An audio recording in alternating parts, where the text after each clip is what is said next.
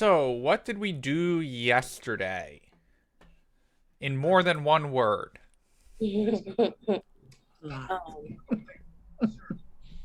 Um, that it's just such a mouthful. So we started working on the portfolio site, We sure did. um, and learning about like animations. Yep, CSS Animations, the fun of keyframing and kind of seeing all of the individual controls that we have, right? In terms of fade in duration and delays and opacity, and you could even do movement with them if you wanted to. What else did we touch on yesterday?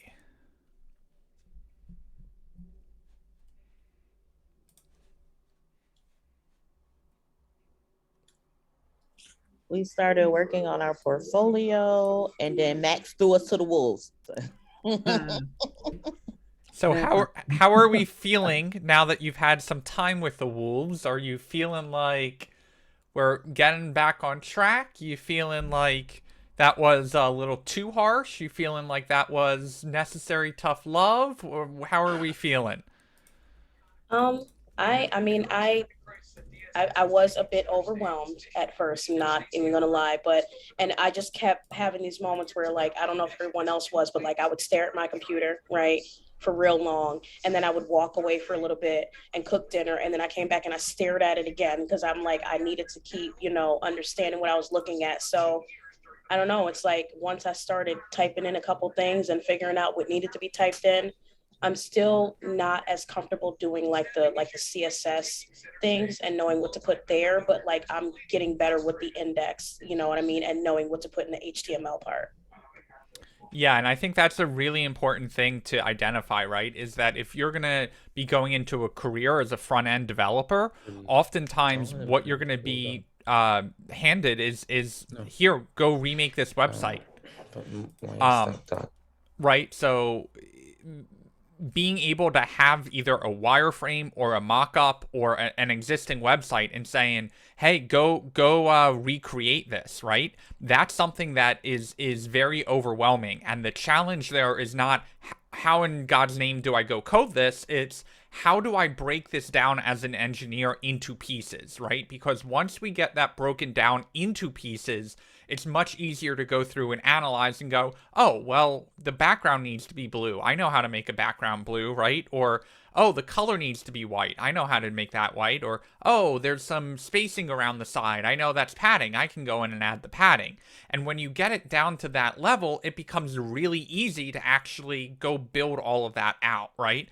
And so I think that's the key piece is when you're sitting there staring at this going, where do I even start? It isn't, oh, let me go figure out where Max started. It's a matter of breaking it down like an engineer, because once you're able to get it to those steps, oftentimes you're going to find out that you can replicate that, right? And so that's an approach we're going to take tonight. We're actually going to review all the steps that you guys had for homework. We're going to pick up where we left off yesterday. So we're going to go over making the contact section. We're going to go through that. And one thing I'm going to ask Ariel to document is, Ariel, if you could just list out general steps, right, of like add input, make input 100%, right? Like those very basic things, not in terms of what the code is, but in terms of breaking that down and understanding what the steps are. Because I think what we can do is at the end of the evening, we can go back through those steps and you can review them and go, okay, I actually don't know how to add the input. What is an input? Can we go over that, right? Or, oh, that's not the order I thought we did them in. Can we touch on that?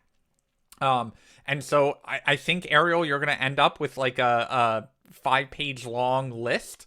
But if you can just do bullet points for me as we're going through it, I think that will be really helpful. And we can probably review that after each section before we go into the next one.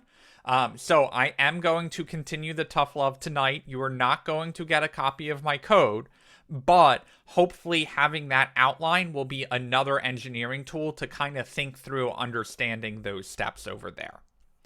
I'm just going to pop in the chat and see the overwhelm. So Zach, totally feel you on the overwhelming. I'm hoping tonight's approach with that stepping stone in between of the outline is going to be helpful.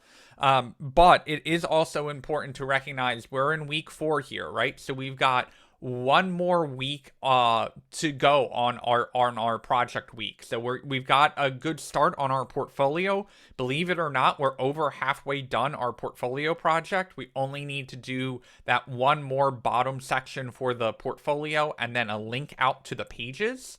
But we're making good progress there, right? And so next week we start thinking about the capstone and start thinking about your own projects and then the project that we're going to approach as a class together. So we are getting there. We're going to continue on the portfolio site tonight. Anything that you did for homework is completely fine to continue working on, but I do think it's important to spend a little bit more time tonight going over what you guys did, right? So I don't want to just slingshot us over yesterday's feeding you to the wolves, right? And want to get everyone back on the same page.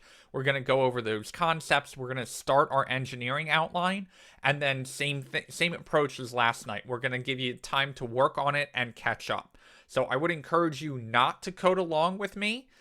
If you do want to check out the example site, let me share my screen here. So week 4, day 4 outline. I did just add this to Canvas, so apologies in advance. That link, if you refresh the page, you should be able to get access to that now. But I want to just go over these resources just so we have them.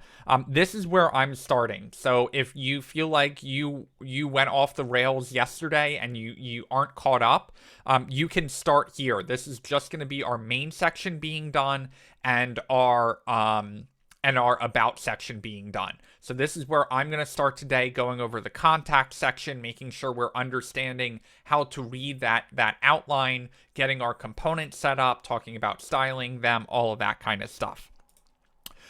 From there, we're going to do our portfolio section, right? So keep on referencing this example site, right? Because we don't really have a wireframe or a mockup for this. We're using the actual site as a mockup. So this is what we're going to continue to base everything on. I did update the URL, but the old URL should take you to the new one. So it's portfolio.maxmatthews, and then the .ws is the file extension. This is the second link here in the example portfolio. The portfolio site requirements are what we had all the way back from week 1, right? And this is what we're really going to dive into when we get to that individual page, right? Of understanding what do we need to touch on for each one of these projects. So this, I think we're going to just barely start to get into tonight. We might get the basic setup done. And then that will be your homework for the weekend, is finishing up the portfolio section on the home page and also finishing the portfolio individual page in there. We will get into that in a second. I did leave the link into Coolers in here. That is our color palette generator. I have our portfolio site outline from yesterday that we generated. We will be using this tonight for the contact section and also for the portfolio section. So hopefully a little bit more practice in here will get you feeling more comfortable with your HTML elements. And then the last thing I want to mention is I did an experiment earlier today, and I'm calling it the DIY path, where if you're sitting in class and falling asleep because you're keeping up with everyone, you're doing fine, you can go down this DIY path, which is a recorded video of me finishing out this project. The one warning I will tell you there is that is a 45-minute long video, and it is going to equate to about 6 hours of class time between today's class content and Monday's class content. So if you're zooming ahead and you're like, I'm getting this, I want to knock the site out, let's go, you can pop open that YouTube video. You can piece out a class tonight. We mark you as present for attendance. You can go down that path and be done with it. With that said, this is the first time I am attempting to do this this path, which is essentially let's pre-record all these videos and have you guys do it so that when you're going through, you can pause me, you can see where I'm at in the code, you can make sure you're getting the concepts, all of that. However, I got to the end of it and went, I can't believe I did all of that in 45 minutes. And that is my only concern if you go down that path, is I may have gone a little too quick, and having you guys having the, raising your hand, asking the questions, trying it yourself, all of that affects the pacing. So you may find that even though that's a 45-minute video, if you're good on the pause button, you could try that out. And I do suggest that if you want to go back over this weekend, check out that video. It is unlisted on YouTube, but you can get to it through that link in the outline. I am curious to see if you guys have thoughts on that, but the good news is everything that is covered in that 45-minute video, we are about to cover in class today, and then also cover in class on Monday. So I just want to throw that out there as an option for you guys. If you are like feeling like class is going way too slow for you, you can check out that video, or also check it out this weekend.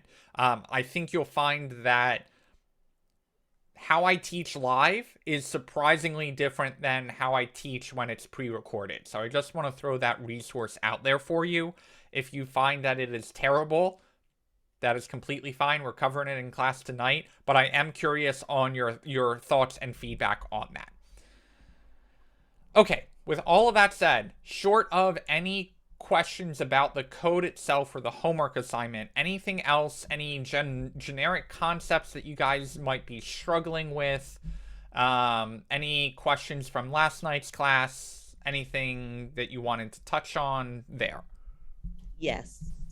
I am having a hard time with getting items to flush to the right of my page. So I thought that I got it yesterday, and then I went back once I got down to the contact portion to, like, I got my inputs in, but to pull it over, and it just reminded me that I'm having that same issue on my Netflix. So if we could go over that for me, I appreciate it. Will do. The solution that we will have for tonight's class may be a different solution than the approach you're going to take in Netflix. But when I get to that one line that's going to make it go over to the right, I will shout out your name, and hopefully that will trigger you, and then you can ask any other questions from there. Appreciate it. Thank you, Max. No problem. Anything else tonight? I had a question about the animations, the CSS animations. Can you apply multiple animations to one element? Like we did the fade in, say you also wanted it to move up or something at the same time, but you wanted to make them separate animations. So that some things would fade in, some things would move up, some things would do both. That is a great question. Let me see.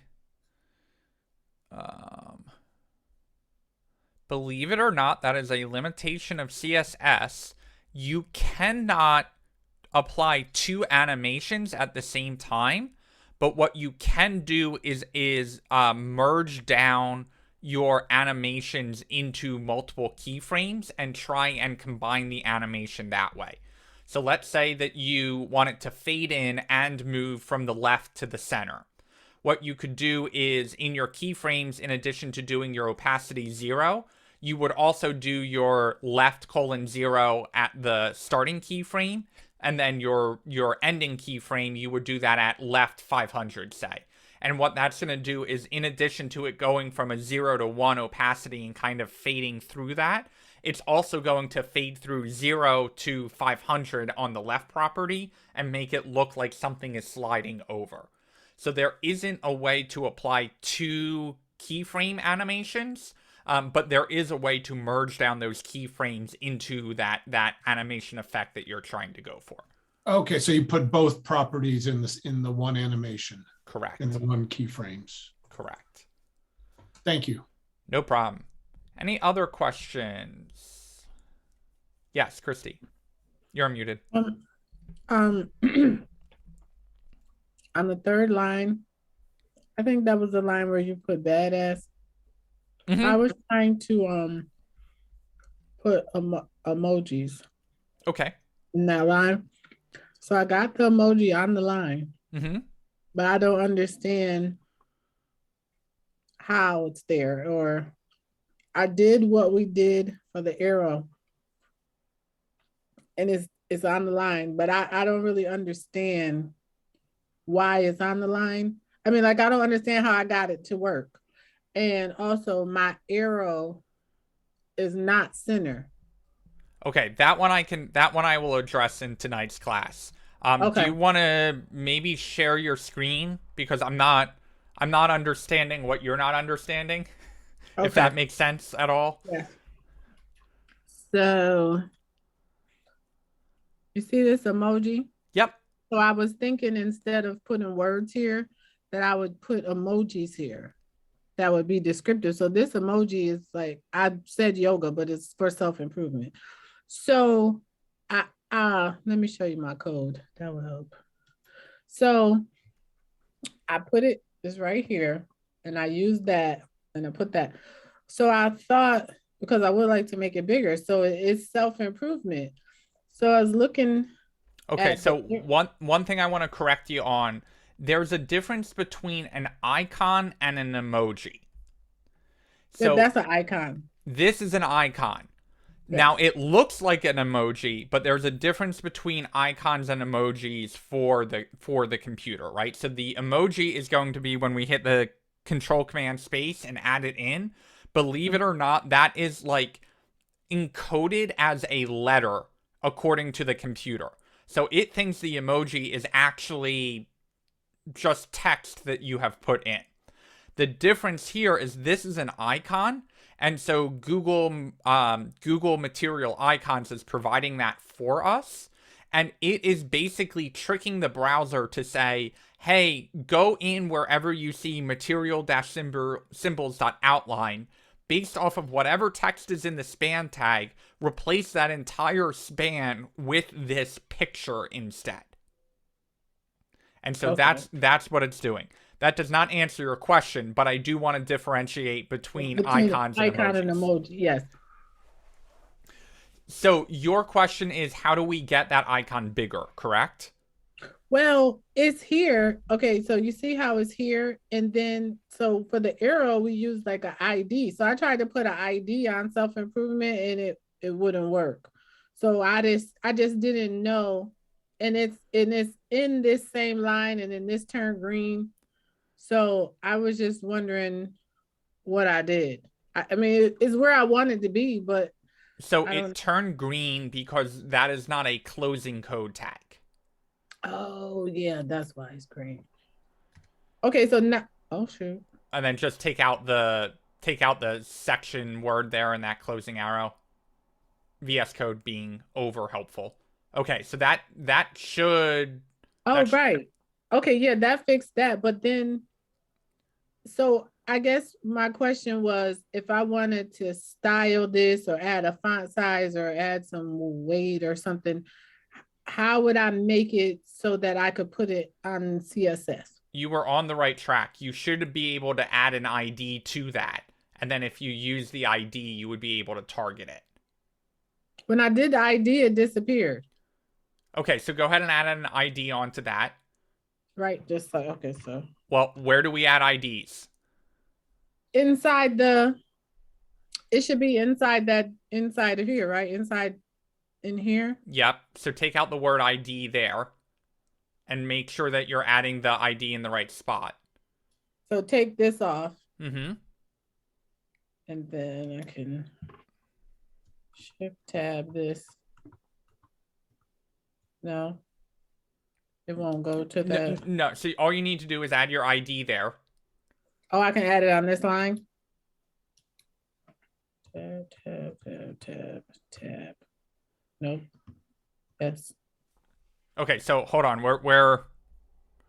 Let me just request remote control. All we need to do, okay, is add an ID right here. So we're gonna say ID, and we can call this ID whatever we want. So I mean, I know it's self-improvement, but just to make yoga's a point. fine. Okay. So we can call that whatever. We need to take out that closing span tag because this is the proper closing span tag. Okay. So now, because we've got an ID on it, we can go to your style and add in an ID. It's going to be a # because it's an ID, not a class. And then we can say font size 100 px, and that's going to make your yoga nice and big. Okay, yes. Okay, thank you. And so if I add more, would they line up right with that? Because I can remove those words and put that in instead. Okay. Okay, thank you. I want to speak next. Yep. I want to speak next. So, sorry. So I was staring at my screen practically all night long as well. And what I'm trying to figure out is I didn't really understand like with animations, obviously because I was just watching, I couldn't really remember. I was trying to be honest what exactly I had missed, but I did just want to show you like I wasn't able to get my want to reach me, shoot me an email on top of my first name email message thing. Okay. Go ahead and share your screen. Let's take a quick look. Okay.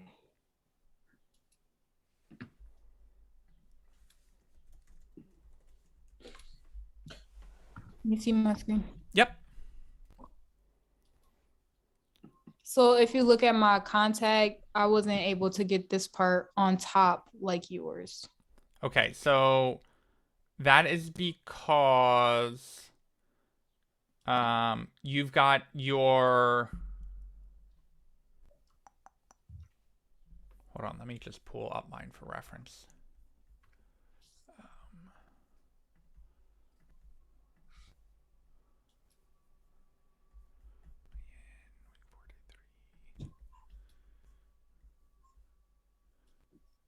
Oh my God. You've got your deflex, flex column, justify content center.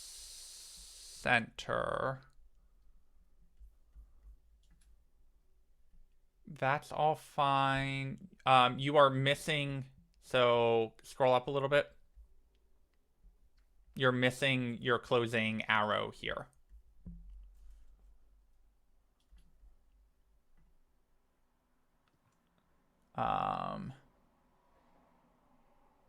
And then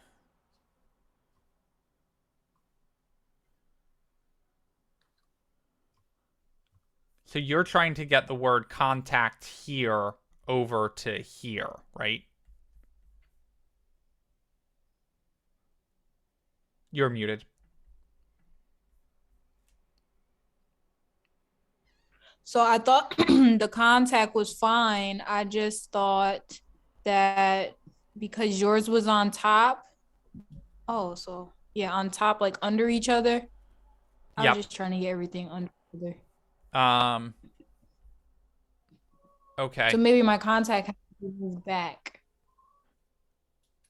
Well, I'm wondering if because your classes are right in...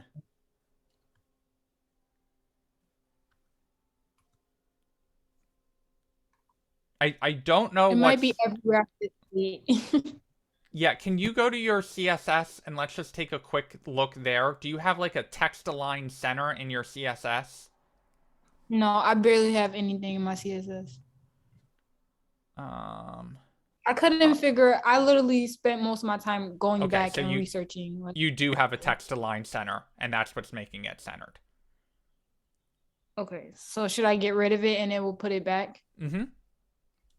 Okay, thank you. And just save that, and I think you'll find that it jumped back over to the left. So it's okay for my about to be to the left too, or wasn't that in the center? Nope, my about and my about's on the left as well. Oh, okay. All right then. Thank you. Yep. Anything else? Okay. So we are going to yeah, Christy. Oh no. Oh, okay. Okay, so let's kick off our screen share. This is exactly where I left my code yesterday. This is also the same as the starter file. So what I'm going to do is I'm actually going to close out of it. I'm going to go to Finder. I'm going to go into my desktop, my code, my week 4. I'm going to take my day 3 and duplicate it. And I'm going to rename it to day 4. I am then going to go back to my VS Code. And I'm going to File, Open Folder. And I'm going to my desktop, my code, my week 4. I'm going to pop open day 4. And then I am going to start my Go Live server. Okay, so this is where we left it yesterday, right? We've got our intro section done, and we've got our about section done, but we need to get that contact form in. So in order to do that, I want to actually pull up our outline that we did, because we've already got all of that work documented, right? So if I pull up the site, we've got our contact section over here and all of our form inputs over here. The problem that we run into is there's a lot going on there, right? So what we did here is we broke it out and we said, well, where do we start? First of all, this is another section, and we know that's another section because this is another section, right? So we're using our section tags instead of our div tags, so they're a little bit more descriptive about what we're working on. From here we go, okay, we added an H3 headline for the contact. We know that lines up. And then we looked at this and said, before we even get that paragraph showing up, we have to look at layout first. And the layout that we're looking at is this whole area is going to be one big row. And that row is going to be split into 2 columns. There's one column here, and there's one column over here. And what we can do to visualize that is if we go into Inspect, and I hover over this row right here, we can see where the whole row is. And then if I hover over the first column, we can see the column on the left, and if I hover over the right column, we can see the column on the right. Now that isn't to say that we won't use more rows and columns in there, but the first thing we want to do before we get any content showing up is just make sure our layout is working right. So let's stop there before we do anything else here. We want to get our section working. So I'm going to come over here, and Ariel, this is where you can start the list. And if you want to make it a public doc, that's fine, and add it to the outline. But again, I'm going to encourage you not to code along here, because we are writing down all of these steps so that when you guys do go to reproduce it, you can do that. And if you've already done this for homework, that's fine. Hopefully this is just a nice review for you. So first things first, I need to find where I need to create my new section. I don't want my section to go inside my intro or my about. I want a whole new one. So I'm going to come out of my last section and create a new section. And on that section, I'm going to give it a name. And I'm going to say that name is contact. And I actually probably want this all aligned the same way, right? I kind of want the whole contact form centered vertically, but not horizontally. So I'm going to take all of these classes that I applied to my about section and apply it down here. I am then going to come into that section and say, hey, I'm going to have a new H3, and that H3 is going to be called contact. So step 1, add the section. Step 2, add an H3 to the section. Now we go back and we check. And here's my section, but this section looks nothing like this section or this section. So we need to fix that. So we're going to go step 3. We're going to go back into our style.css, and we're going to target our contact section. And step 4 is going to be add in the new background color. And I think it's this one. Okay, step 5, we go back, we look, we save, and we look. Now my background's in there, the color of the text is wrong. Okay, well let's fix that. Color white. And we go back and we look, and the alignment is wrong. We've got some padding going around the element, and we want that padding also down here. So we're going to say padding 30 px. We come back. Now everything's lining up. Great. Now we go back to our outline. Our outline says we've got a row and a col6 and a col6. Okay, so rows and columns, they are bootstrap classes, and so we need to go create those divs. So before we put anything in them, we're going to go back and we're going to say div class row, and we're going to do our col6 and say 1, and we're going to do another col6 and say number 2. I'm going to save. I'm going to come back over. My number 1 and my number 2 are exactly where I want them to be. I'm sorry, Max, quick question. Yep. Because I happened to notice when you were typing, so if you put just like dot and start typing call, it'll automatically put the, shut up. So there is a shortcut. I'm glad you noticed. That means someone is paying attention. Thank you. If we do a period and a dot col-2 and hit the enter button, it will automatically insert the div for us and move that into the class.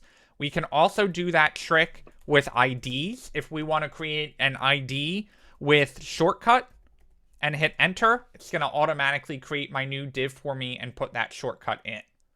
That is not a tool that I teach at the beginning because we want to make sure we're understanding syntax. But it is a very helpful shortcut, and it is the same shortcut system that makes exclamation point enter put in all of our templating. That shortcut system is called Emmet. So if you are interested, EMMETT, I believe. If you're interested in learning more of those shortcuts, you can definitely check out Emmet.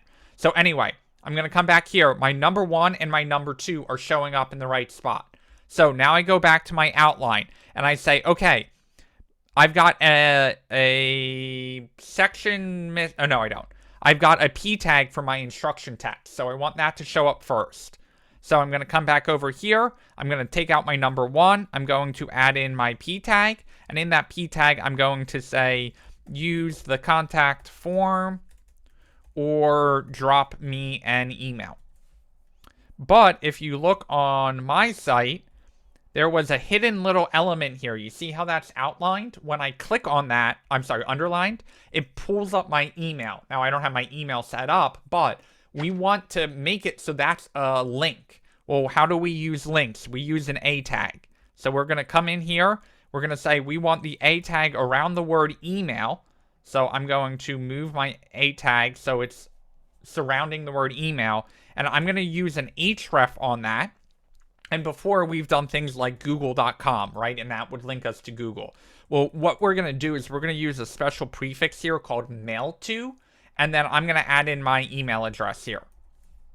And so now, when I click on my email, it pops open my mail application for me. And if your computer is configured, it would actually show you my email address in there. Okay, but before we move on, this is ugly. This is a blue on a blue. I want to fix that. So next step, we're going to go and we're going to say, hey, in my contact section, go find any A tags, and in those A tags, make the color white. So we're going to come back over. We're going to take a look, and my email is white. Perfect. We're making good progress. Now I've got to get my form going. And you can see we've got all of this set up for our form. So before we get any of the inputs in there, we're just going to make sure the layout is right. So I'm going to try and leave this up on the screen as I go through here. And I'm going to say, first of all, where's my form going? Because right now I'm in this p tag on the col6. This p tag is lining up with this p tag right here. This col6 is lining up with this col6. This row is lining up with this row. So if I look at my outline, I know I'm in a col6 in this row in here. So here's my row. Here's this other col6. That means that this number 2 is where I want to be. And I'm going to test that by saying, hey, I'm going to do a new row in here with another col6, and that is going to get my first name. Then going to say, all right, well, I've got one col6 here in this row. That means I've got to get another col6 in this row. So I'm going to do a new col6. No, I'm not. I'm going to do a new col6, and I'm going to say last name. And then I'm going to stop. I don't want to keep going. I want to make sure that's working. I come back over. I take a look. First name, last name. They don't look anything like what I want, but the layout is correct, and that's what matters, right? We're only going for layout here. So I'm going to go back to my outline. My outline has a div for the email, a div for the text area, and a div for the button. So we're not going to do any styling. We want the layout done first. But that div for the input, the div for the text area, and the div for the button are not in the row. So I need to go find that row. That row is here, but they are in this col6. So that is giving me positioning to make sure the layout is correct. So I'm going to come in here. I'm going to say I'm outside of my row. I'm going to create a div. And in that div, I'm going to put email. I'm going to create another div. And in that div, I'm going to create my text area. And then in the last div, I'm going to create my button. Save. I'm going to come back over. My first name, my last name, my email, my text area, and my button. Ugly, but laid out properly. Now we get to have fun and actually replace that all. So the first thing I'm going to do is inside this, I'm going to replace my first name with an input tag. An input takes a couple properties. One of them is a type, and the type of that is going to be text. Now you may say, Max, how do you know all of this? How do I know that it takes a property called type? Well, if you hover over this, there will be a little pop-up that gives you context as to what that input tag is for. And if you click on the MDM reference, it is going to tell you input types. And those input types are going to tell you you can do an input type button or an input type color or an input type text. And they're even going to show you a little preview of what that looks like. Now, if you didn't want to use that little helpful link that comes up when you leave your mouse over it for long enough, you could also just do a search for input HTML element, and the very first link is going to take you to the same section, and the second link is going to take you to W3 Schools, which is also going to give you a breakdown of all the types. And it is okay to use your documentation, right? I think I know number and text and button, and those are the only 3 input types I think I have ever used. But coming in here and going, oh, that's right, I can use date. That's a really helpful one. Or, oh, I could put a color picker in there. So use your documentation. Okay, so we've got an input type text. I'm going to save it, and I'm going to come back over, and here it is, but I lost my first name. And if I look over here, I see first name is showing up. So I'm actually going to go back to that documentation, and I'm going to look at my options in the attributes. And one of the attributes is going to be a placeholder, text that appears in the form when it has no value set. That sounds like exactly like what I want to do. So now we're going to add another step to our outline. We're going to say placeholder, and we're going to say first name. I'm going to save. I'm going to take a look. Now my first name. Stop. Hold the phone. We missed something. Come back. Make sure our quote's in there. Now our first name is looking exactly the way we want it to. Great. We did all of that work. Let's just copy and paste that going down. I'm going to take out my last name. I'm going to paste that in. And in my placeholder, I'm going to say last name. I'm going to save. I got my last name in there. Well, no reason to stop. We can go down to our email. We can paste in that and say email. Now my email's showing up. Now, hold up. We can't keep going because my style's not lining up. That email is supposed to be the full width. So we've got to stop there and fix that. So I come back over here, and when I expand my window all the way out, now I see first name and last name. That's actually janky. That's supposed to go the full width of it. So let's fix that. I'm going to go back to my CSS. I'm going to create yet another contact section target, and I want to target the input on anything in that contact section. And in that, I would like to make the width span 100% of the column it's in. Now, we're on the right track there, but now I'm realizing these are right on top of each other. I would like there to be a little space between them. So because we're talking about space outside of the box, we need to use margin instead of padding. So we're going to come back in here, and we're going to say margin at the bottom of them is going to be 10 pixels. Okay, maybe let's do 20. Let's get crazy. Okay, now we've got spacing there. But we stop, right? Because this is all about a game of going back and forth and figuring out what the mock-up or what the actual site looks like. So we're going to come back and we see, oh, there's actually not only space between the elements, there's space inside the box. First name doesn't feel like it's crunched in. Well, if it's in the box, that's got to be padding. So we're going to come over here and we're going to say padding, and let's just guess that's 10 pixels. So we come back over. It's amazing what that little bit of space will do, right? Now, all of a sudden, this doesn't feel like a form element that's not styled. This feels like a form that I would want to click in and actually type information into. Max, quick question. Yep. Okay, so padding is for inside, margin is for like space between on the outside. What is the border for? Border is right in between. So the border is the line that shows up between the padding and the margin. By default, there isn't a border. But if we wanted to, just for an example, we could put a border on this of 5px solid red. Mm-hmm. And now we've got a red border around it. Okay. All right, thank you. Okay, so we're making good progress. We just got to get our text area and our button done, and then we're caught up on the homework assignment. And then I will pause for questions and see where we're at. Although you can always interrupt me. Never feel like you can't interrupt me. Double negative. Always feel like you can interrupt me. That's what I was trying to say. Okay, so we're going to go back. We've got our text area here. Now, you would think we could just do an input type text area. But HTML, someone was not thinking it all the way through, and for whatever reason, they made text area a different HTML element. Can't tell you why, think it was a stupid idea, but for that, we need to use a text area, and we're going to make the placeholder say enter message here. Now, great, we got our text area, but these are so beautiful. Why is this not beautiful anymore? Well, the problem is we made our contact input only apply to inputs. This technically isn't an input, it's a text area.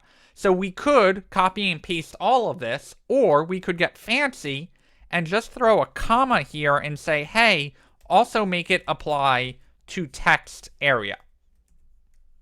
And now we've got our beautifully styled text area. So close to the end. Here we go. Rounding the corner. In here, I've got my button. But if we use the HTML button and say send, we get this really ugly button. And this is a time that we could go in and style it and add our background and do all of that. But we've got Bootstrap, right? So we should always be thinking about whenever we use a new element, does Bootstrap provide this element to me as a styled component? So that's where I'm going to pause. I'm going to go to getbootstrap.com. I'm going to go to the docs. I'm going to go to components. And I'm going to look. And it's so easy to get overwhelmed here, right? It's so easy to think, what are all the different things available to me? And that's okay. That's something that comes with time of understanding what Bootstrap is providing. But one of the things they provide is the buttons. And so we can see, hey, we already had that button type, that element. All we need is to take the class. And so Bootstrap is almost always going to give us things as classes. Bootstrap almost never uses an ID, right? Because the thinking behind it is a class is reusable. So all of Bootstrap, those components are reusable, and that's why we get the classes instead of IDs. So I can just copy that class and drop it right on my button. I come back over, I look at my site. Hey, that's pretty close. The only thing that's missing is it is not the full width of the form. So all I need to do is come back to my style CSS, say, hey, in the contact area, go find a button, the class with button, and make that sucker 100% width. And now... So you don't fully type out the word button, you just do .btn? Good question. I wonder, I don't know. So you could do it either way. So okay. You could do the button, and because I didn't put a period or a hashtag in front of it, it is going to target the element, and that element is called button. Okay. Or you could target the .btn, and that is going to target the class btn. So I could target either one of them there. Okay. Okay, so Scadia, back to your question. You said, how do I get things over to the right? Well, this is a combo, right? We got this in the right spot laid out by using the grid system. This happened to be in a row. This was one col6, this was another col6, and then we did another row for up here and broke that into a col6 and this into a col6. And then, just by nature of where that column was laying out, by making this 100%, it scooted it over and made sure that that width was spanning the full section. So I just went back into my code and I think I'm missing the second row. And I think once I put that row in, it'll fix. So that is a really important, when we're looking at our outline, you will see I never use another column in a column without a row in between. Gotcha. You can never put a column in a column unless you have a row that's kind of the intermediary, because that row is what's telling the computer reset the 12 and give me the full 12 again. So it will get really confused when you use a row in a row, because then it's like, well, do you want me to use this as part of the initial 12, or should I just throw this down at the bottom, or what are you trying to tell me to do there? So that's why this row is so important, because that's kind of the reset of, hey, go back to taking up the full span, the whole width of that. Okay, I know we went really fast there. We do have our contact section done. Does anyone have questions on that? I just had one. Yep. Okay, so I saw it, but I kind of missed it a little bit. So on the email part, where it shows the link for email, right? Yep. Where do you actually put that in your HTML so it links it to it? Right here. So I put a new A tag around, okay. And an A tag kind of works like a span tag, right? So we understand spans are for styling text inside or getting text left and right of each other. A is another inline element, just like a span tag is. So that A tag is making whatever word is inside of it the link.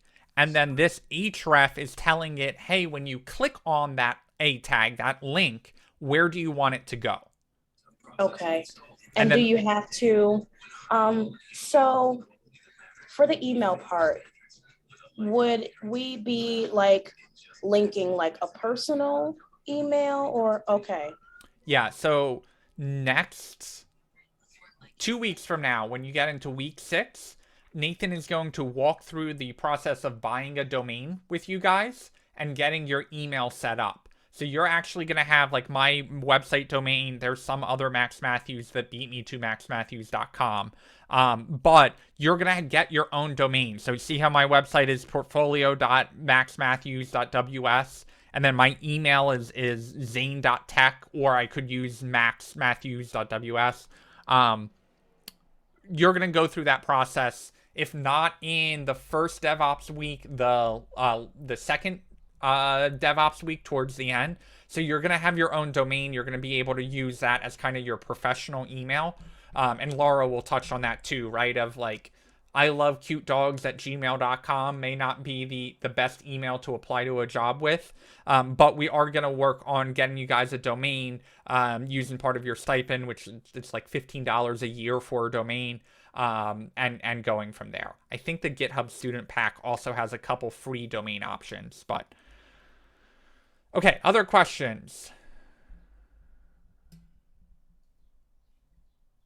I know it was fast. Do we feel like we got something out of that? Yeah. Could you help me with my button? Yep. That's so funny. Okay. I wanted to get along. So yeah, that part. Share your screen. I didn't share it. Crap. All right, here we go. Yeah, just the blue button. I just wanted to get along. That's Okay. all. You just want it to be with 100%, right? Yeah. Okay, so go back to your code. All right.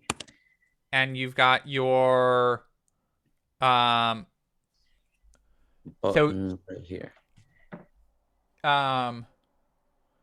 Yep, so what you want is you've got a class you can target with BTN. You've got an ID that you can target it with button CON, or you could target the button element itself. And you did none of them. You tried to target the ID, but your ID name doesn't match up with the ID on the button itself. So your ID is called button CON. Right. So if you copy that. Oh, that ID is for a different button too. Sorry. Oh.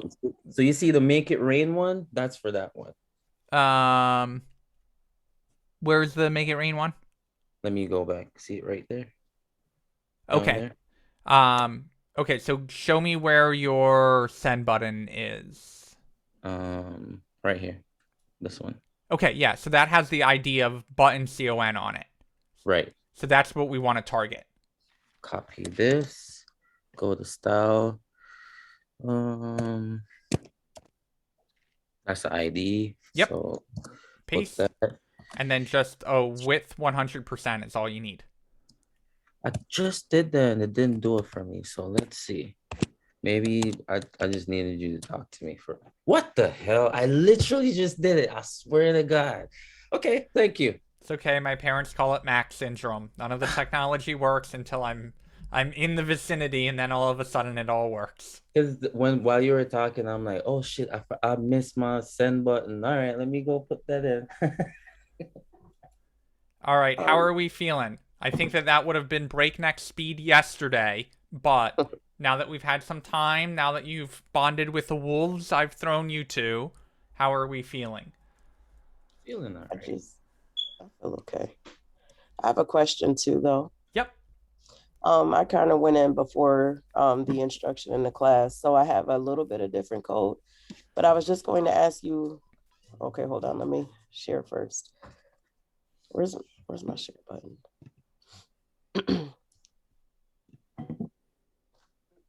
And is that mine? I can't even tell. Yes, that's you. Okay. So where you had the placeholder for the buttons? Yep. You use the label element instead, which is completely fine. Okay. Oh, thank you. Okay. So because I can do the placeholder, but what is different with this? I'm just wondering. So you went the bootstrap route, which is completely fine to go. So to give everyone else context, instead of Shantina just putting in an input and then targeting in her CSS and styling it all out herself, she said, you know what, there's probably a designer who's done all of this styling for me, so let me just use their code instead. And so Shantina went into Bootstrap, copied the form input, came over here, pasted it, and updated it. So all you did is you use that class form-control, which is a part of Bootstrap, and that's going to style your input and make it rounded and put the padding in and doing all of the stuff that we already did. The only difference is Bootstrap tends to use a label component, that is different from the input itself. So Bootstrap tends to not use placeholder, although you can use placeholder. What the ARIA label is doing, this part right here, is basically saying when a screen reader gets to that form component, what would you like it to read aloud so someone who has impaired vision knows what they're supposed to type into it. Oh. And so okay. anytime you see ARIA dash something, that is actually for accessibility reasons for how does a screen reader see this code. Okay. Okay, so then this is what it came. So this is what it ended up looking like, but I have to make some changes based off of what we just learned and went over with you. No problem. Just now. Okay. Okay. And then my only other thing was oh no. I forgot to do it where it was if the window shrunk down, how it can still look nice. Yeah, and I'm hoping that we get to touch on that on Monday, of going back through and doing what our first real refactor or group refactor together and start adding in mobile responsiveness on top of this. Okay. And then finally, is it okay to do the placeholder and the ARIA label thing? Can you put them both in? At the same time? You okay. can. All right. Thank you. Okay. Any other questions before we dive into new code? Feeling like we're warmed up? Feeling like we're ready to go fast? Go fast and break things was, is that Google's motto? Apple's motto? Can't remember. Nobody's. Christy's new personal motto is what I just heard. No. Oh, we're gonna do something different away from this, or we're gonna No. We're gonna just work on the new section, the portfolio section down at the bottom. You can't get rid of this project that easy. Oh, okay. No, I thought we were done. No. No, you got at least 2 more days with this, and then Christy comes in and saves you from this and teaches you design. So every time you say Christy, yes, you grab my attention and make me nervous. And I'm like, sorry, Christy P. Why does he? Right. So yesterday you said her name several times, and it's like something inside of me raises up and makes me all nervous when you say that name. So you're giving me anxiety. What are you trying to tell me, Christy? You're trying to tell me that you couldn't teach 3 hours of design philosophy on the fly on Tuesday? Absolutely not. But just hearing my name, I'm like, what? Every time you say it, I'm like, what? All good. Okay. Last chance for any questions before we dive into the new section. Is that lining up with your homework? Any surprises there between what you worked on yesterday and last night and today compared to the way I did it? I saw ways to fix some of my problems and better ways to code it. Beautiful. Yes, I won't go over every homework assignment like that, but I think that this is a good one to identify why we did it the way we did it. And also different ways, right? Like, there's nothing wrong with Shantina's way. And honestly, that's when I'm doing my professional software development, I think like you, Shantina. I'm like, let me go find someone else who's made this component for me, and I'll go use that one. So we're going to see that coming up in this next section and lean onto Bootstrap a little bit more. And hopefully you get to see like how I figure that out, where I go into that documentation. But as always, why is the most important question to ask here. So if you don't understand why I am doing something or why I picked that approach to do it, stop me, give me a speeding ticket, whatever you want to do, interrupt me and ask the question. Okay, so next section of our site. We have a little portfolio section, we've got a little P tag here, and we've got our projects that we want to link to. What you did not... See what you're doing. Okay, new section of the site, portfolio, a little P tag here. Hopefully we're already going here and saying rows and columns. I recognize those. I know that's part of the layout. What you have not seen is what I was busy doing today. We have a whole new page for you. Ooh, with images and all of the requirements that were on that list, right? The summary, the objectives, the links to it, and the tech stack. We do have work to do on that, but we're not dropping you to the wolves quite yet. We're going to do the portfolio section, get our front page almost completely done, except for a couple little refactors that we'll do on Monday, but we want to get that site all finalized. And maybe just get this kicked off with you guys, understanding the nav bar, and then you will be fed to the wolves again, and you will be able to build out the rest of this page. But, not yet. Okay, so here's where we're at. We got to get our portfolio section done. Hopefully at this point, it is mostly a review. So we're going to go back to our index. We already know how to make a new section. We're going to take this whole line, come down. Here's the end of my section. I'm going to make a new section. I'm going to update the ID and call that portfolio. I'm going to make an H3 tag. And I'm going to call this portfolio. I'm going to save. I'm going to come over. I'm going to realize that it is white again. So we're going to fix that. We come over. I don't even know what color that's supposed to be. That light blue. Maybe it's this one. Maybe it's not. Maybe it's Maybelline. Let's find out. Background. It is that one. I got lucky. Okay, so we got our background in there. I'm in the wrong class. Portfolio. Background. That color. And we come over here and we take a look. Okay, now it's that color. And because it is such a light color background, we're not going to make it color white. We're going to leave it as black text, and that contrast is really important because if we made that white, people would be squinting. So we are going to leave that white, but we've got to get our padding back in there. So we're going to add a padding, 30px. Okay, now my portfolio is in there. My background's the right color. Now we get to go from there. So we go back to my outline, and we've got our section, our H3.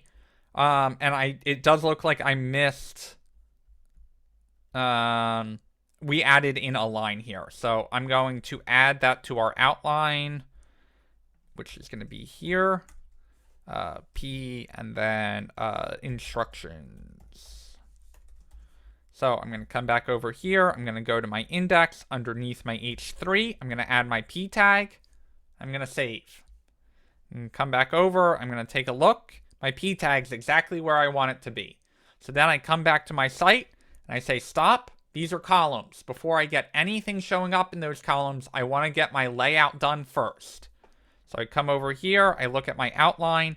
We've already established a row and it gets 3 columns in that. So I come down. I don't want it in my P tag. Whenever I make a new element, I want to make sure I'm at the right spot. I'm going to create my row and I'm going to create 3 cols. And put a number in them. 1, 2, and 3. I'm going to save. I'm going to come back over. I'm going to take a look. And I've got 1, 2, and 3 lining up exactly where I want it to. Okay. Now I'm going to look at my design. And I'm going to go, there's a lot going on there. We've got an image built into that. We've got the title of the project. We've got the project summary text, which is just a little bit smaller. And we've got a button in there. Well, and we've also got this like nice little rounded part on the corner, but this image has the goes full width, and this little gap here is nice. Wouldn't it be nice if someone designed all of that? Well, if we go back to our Bootstrap and look under the card option, you're going to find the source of my inspiration. So I'm going to close out just to show you how I got there. Getbootstrap.com. I went to the docs, I went over to their components, and I clicked on card. That is going to give me this lovely little card that I can start with.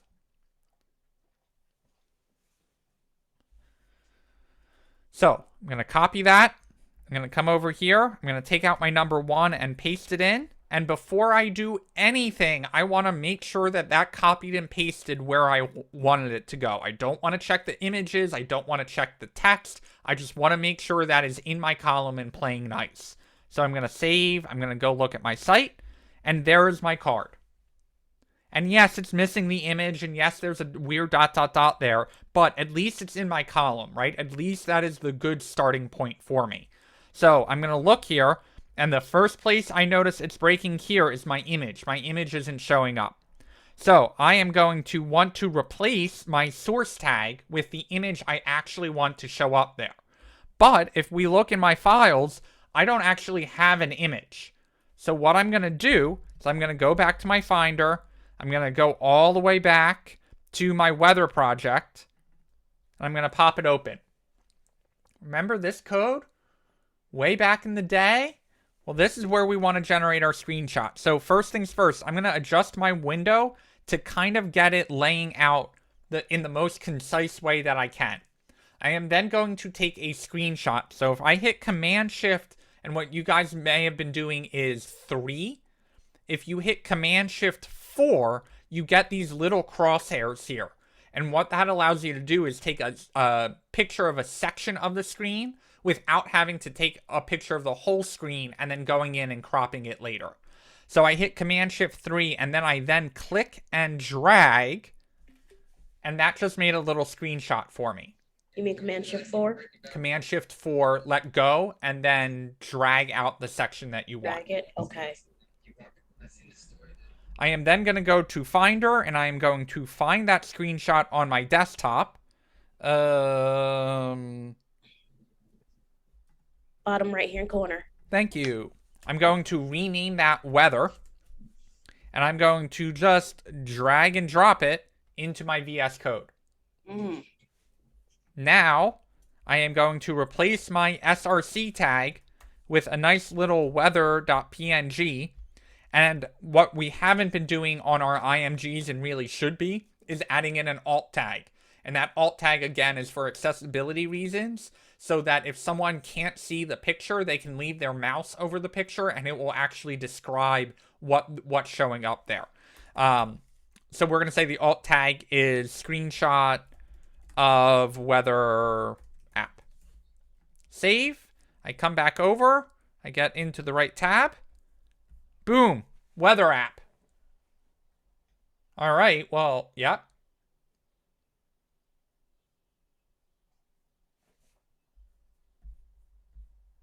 You want me to unmute you, Chrissy? Is that semantics? Semantics of... We just put the title in the alt. We just put those words in the alt. Is that what's called semantics? No, not that I'm aware of. What is that called, where we're putting it there so that if someone can't see it, but they hold their mouse over it, it tells them what it is? That would just be called like a tooltip, or for accessibility reasons, the alt helps. Okay. I just wanted to know. I thought it was something else, but I just wanted to know what it was called. Okay.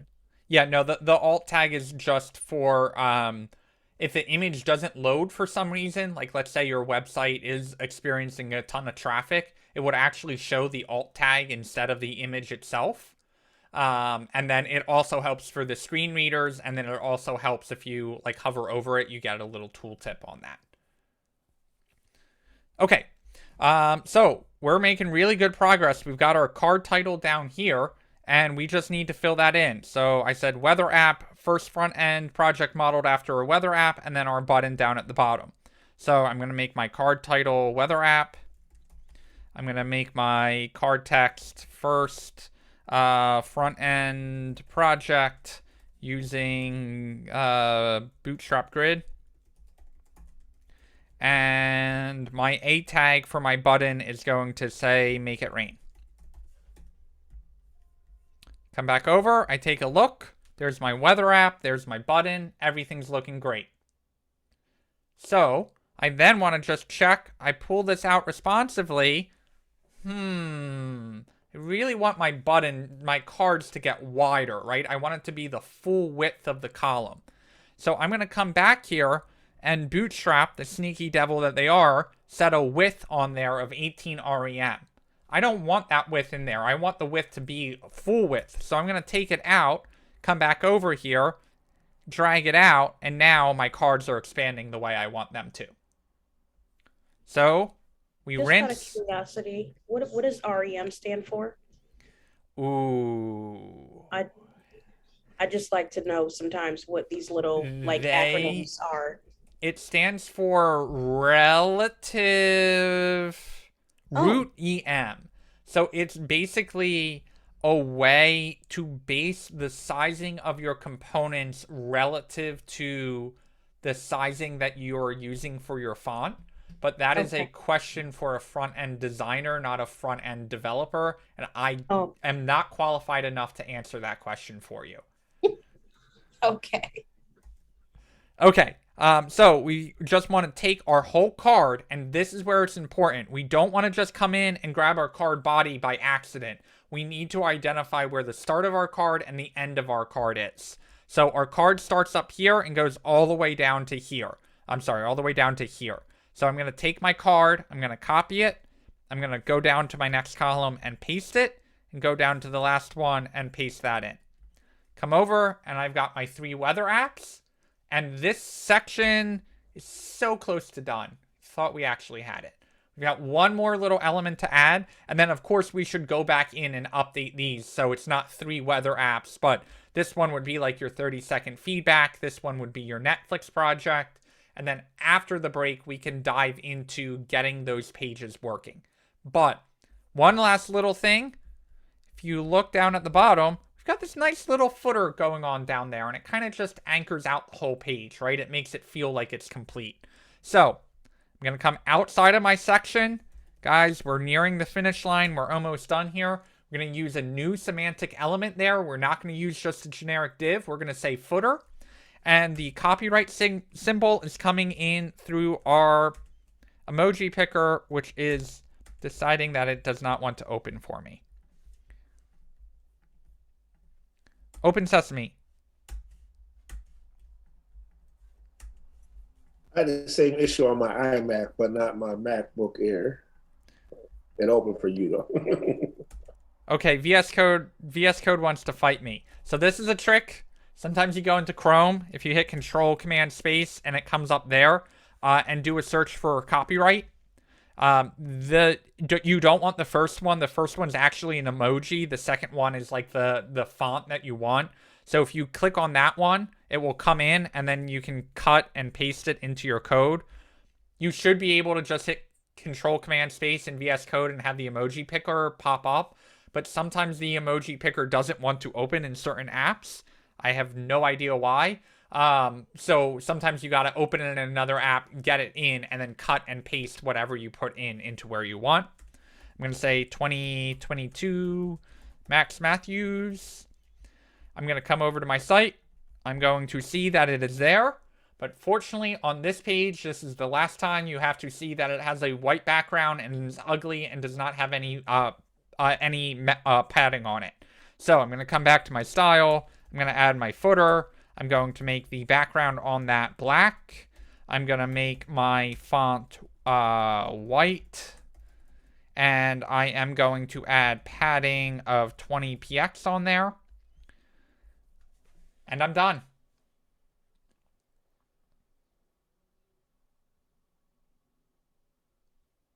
Okay, so I don't want to go on break early. We're going to give... Yep, go for it.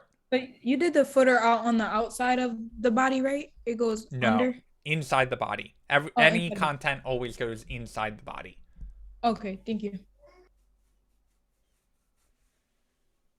The good news is that is the fastest I am going tonight. So spend the next 12-ish minutes trying to get that working. Ariel, if you want to share the link to your outline steps, you are welcome to. Yeah, I'm just finishing up your portfolio part at the bottom in the footer. Perfect. So Ariel is going to have your next steps there. Larry, you asked a question that I'm glad you did as the reminder. Office hours tomorrow are going to be from 5:15 to 6:15.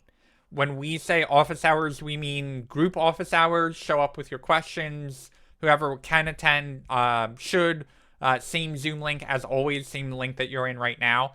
And then one-on-ones are what you should be scheduling every other week, or at least every other week, I should say. And the link to one-on-ones is in Canvas. If I go to our Canvas class and look under its modules for me, I forget where it shows up for you guys. Under general resources, there's a one-on-one with Mac scheduling. You are welcome to schedule one-on-ones there. If you do choose to have them recorded, they only get sent to you. They don't get sent to anyone else. And the recording is sometimes helpful just to replay what we worked through or like hear the recording again. But one-on-ones are totally optional to be recorded. So when you book the appointment, if you don't think the recording will be of any use to you, you can say no on that. It won't be recorded, but office hours that we had been doing at 5:30 will be at 5:15 tomorrow in the same Zoom link. Otherwise, feel free to schedule one-on-ones, and those are obviously not in a group. It's one-on-one.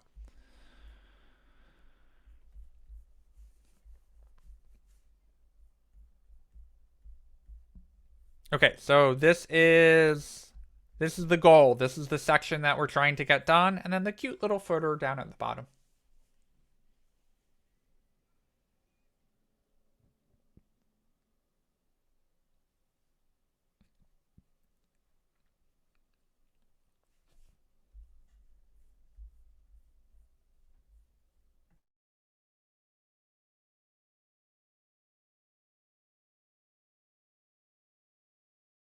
I'm looking at my code, and let me ask a question while I'm showing you. So I'm looking at this right here and this. So what did I do wrong? Like there's something missing, isn't there? This doesn't line up. Oh crap. I'm on mute. I can't hear For you. once, I am on mute. Okay. I was like, am I going crazy? Okay. You are missing your closing arrow on the A tag on 115. So oftentimes, and you'll hear me saying this until I'm blue in the face, when something goes wrong, it's not always on the line that it's going wrong, it's on the line above. So go back over. You've got your opening arrow right here. Where's your closing arrow on that A tag?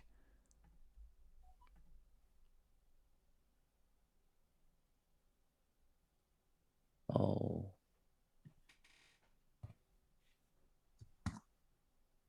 Nope. So, delete that. So you're on the right track. What is supposed to be part of that A tag?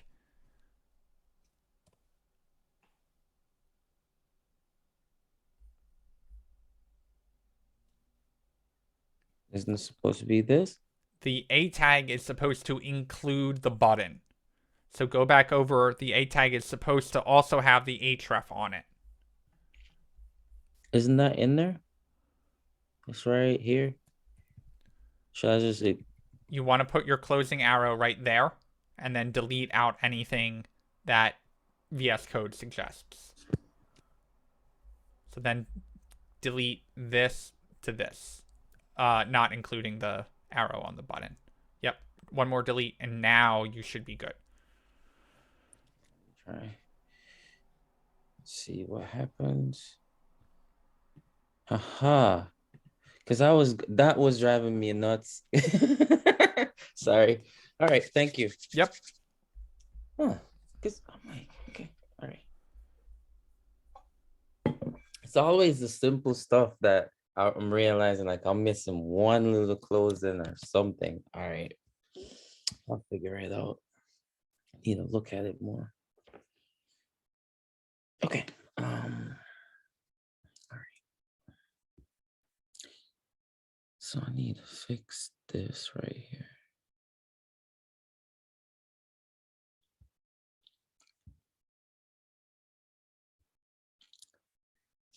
Kind of want to put the card. So how you do that now? Chapter. Any other questions? Hopefully everyone's working on their portfolio section. Is anyone feeling lost? Does anyone feel like, where do I even start? I feel like No, but I I have a always question. feel like that, but I'm okay. Nicole, I go think ahead. Just repeat that.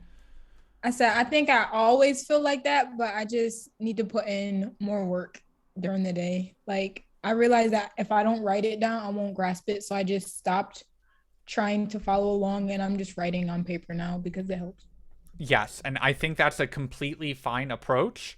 Right, of thinking of it not only, hey, let me follow along with class, right? Because sometimes it's too much to understand and also get exposed to it at the same time, right? So getting the exposure to it the first time and just taking all your notes down and then going back in and trying to do it based off of your notes instead of based off of the auditory of me running through it or the visual of me running through it.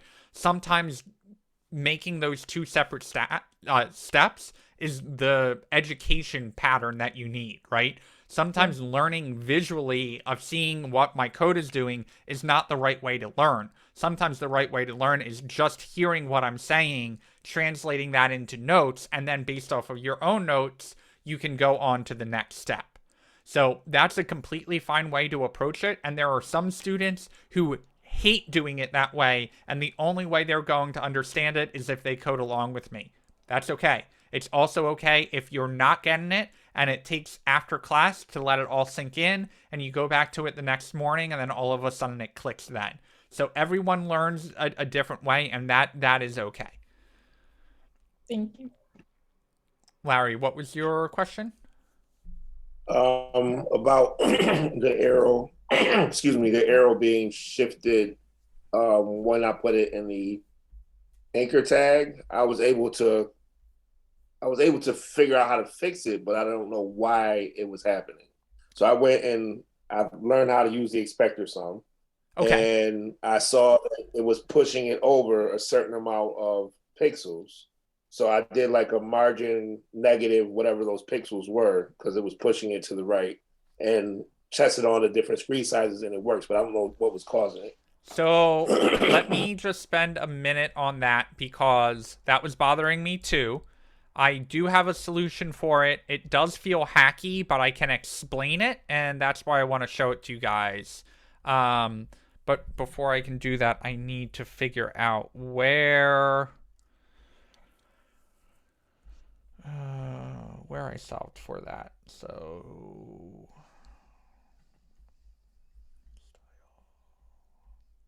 I know I'm not sharing my screen. Just give me 1 second to find it.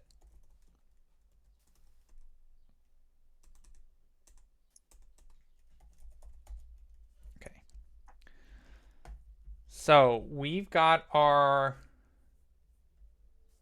about arrow here. And if you look, here's the center of the screen, right? And it's obvious because all of that content is centering down. But this is not centered. And so the approach that I took to fix that was, hold on.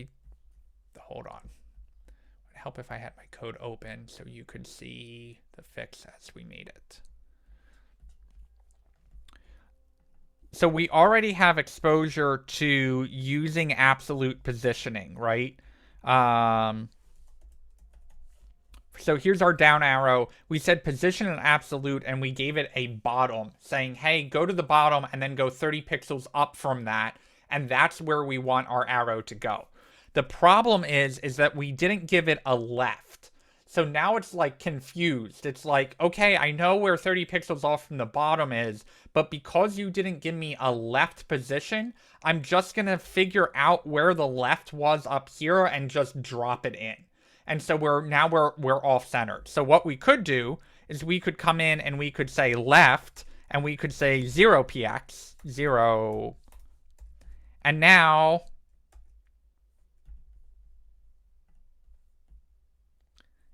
my arrow is animating in. It's all the way over on the left. Well, we don't want it there either. So what we can do, I'm just going to disable the animation on this so we can see it quicker. Okay, so we know we don't want it left 0, but we know we're at the right property there, right? We know that that's controlling where it is. So what we could try and do is say, hey, make it 50% off from the left, right? Because 50% of the page, that should be dead center. Well, if we save that and look, now we run into that same problem of it's off-centered because it's not really 50%. 50% is 50% to here, not 50% to the tip of the arrow. So now we're like, all right, we want it 50%, but we want it 50% minus half the width of the element itself. And so I promise you there is a better solution for this, but where my hacky mind went of a full stack developer and not a front-end engineer was this kind of tricky thing called a calc. And the calc is basically saying, hey, do some math, and based off of the result of the math, that's where you should put it. So I said, put it 50% in, and then subtract 37.5 pixels, because 75 divided by 2 is 37.5. So go find where the halfway point is, and then take off half of the width of the element, and that is going to put it smack dab in the middle. Am I proud of it? No. Did it get my element where I wanted it to go? Yes. That is purely insane. Like I said, I went and looked at the inspector and then saw how much it was off and just moved the negative left margin. Negative. Yeah. It's probably less complicated of a hack, and therefore a better hack, in my opinion, to do negative margin. But that's what I came up with. That is how I took the approach, and it got us there. What made you use the calc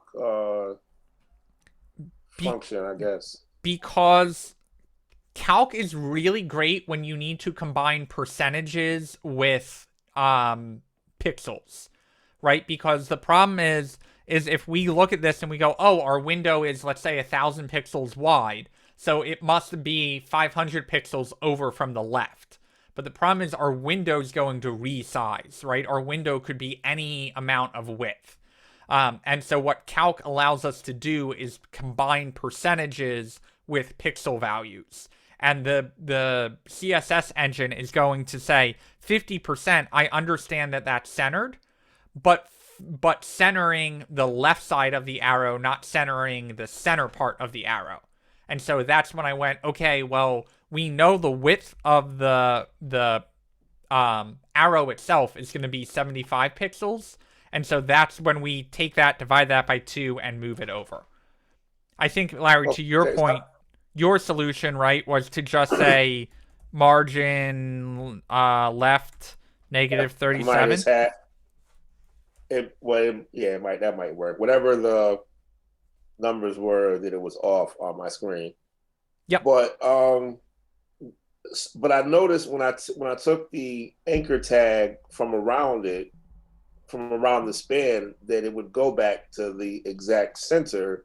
It would only move off center when I put the anchor tag around the span. And that's why that's when I used the minus left margin. But like removing the anchor tag, the arrow would be right in the center of the screen without adjusting any margins or anything. So I don't know why the anchor tag pushes it over. I wish I did. Okay. And you have your arrow animating in, or is it there to start with? Oh, I have mine animating in. I just turned those off for when I was debugging. Okay. Thank you. Yeah, if you want it to be in there right at the get-go, that's fine. Normally I can give you an answer, right, for like when we were doing the Netflix Nav Bar and you wanted your text to line up with your profile icon, I can tell you, hey, margin isn't working there because it's an inline element, and that's why it's not pushing it down. However, an A tag is supposed to be an inline element, and a span tag is supposed to be an inline element. So why you can't push that over Doug, if you have an answer, I would love it. I think I know what it is. I don't know the specifics, but I remember, yeah, we had it centered. Then when we put the A around it, it went off.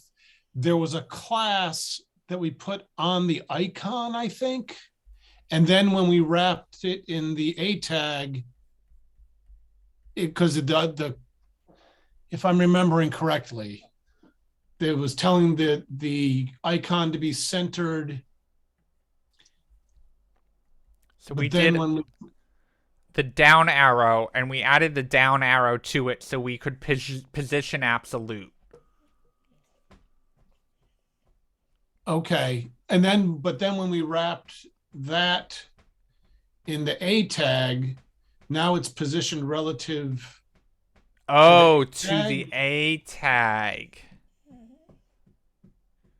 Okay, well, we are way over break. So let's do this. Let's take our break. We'll be back at 7:25. My dog is going to murder me in my sleep tonight for not getting her dinner.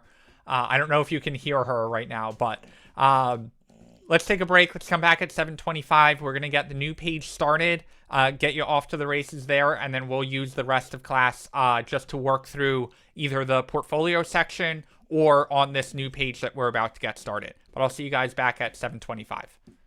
And Doug, I'm going to play with that concept, and then I will touch on that.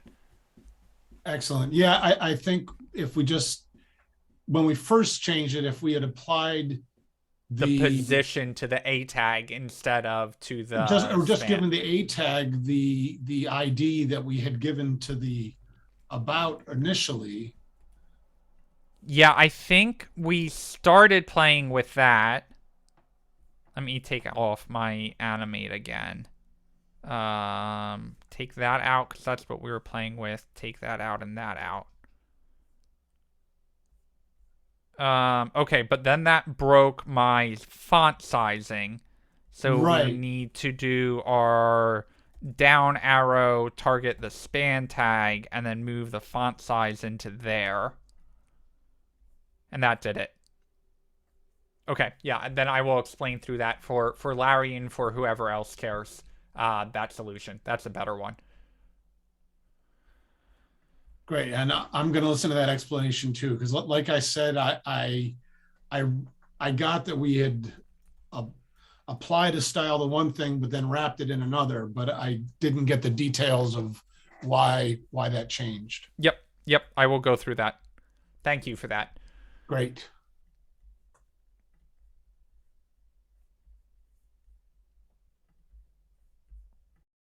That I added the call to, as you can see, the contact, but my last name went over and nothing else did.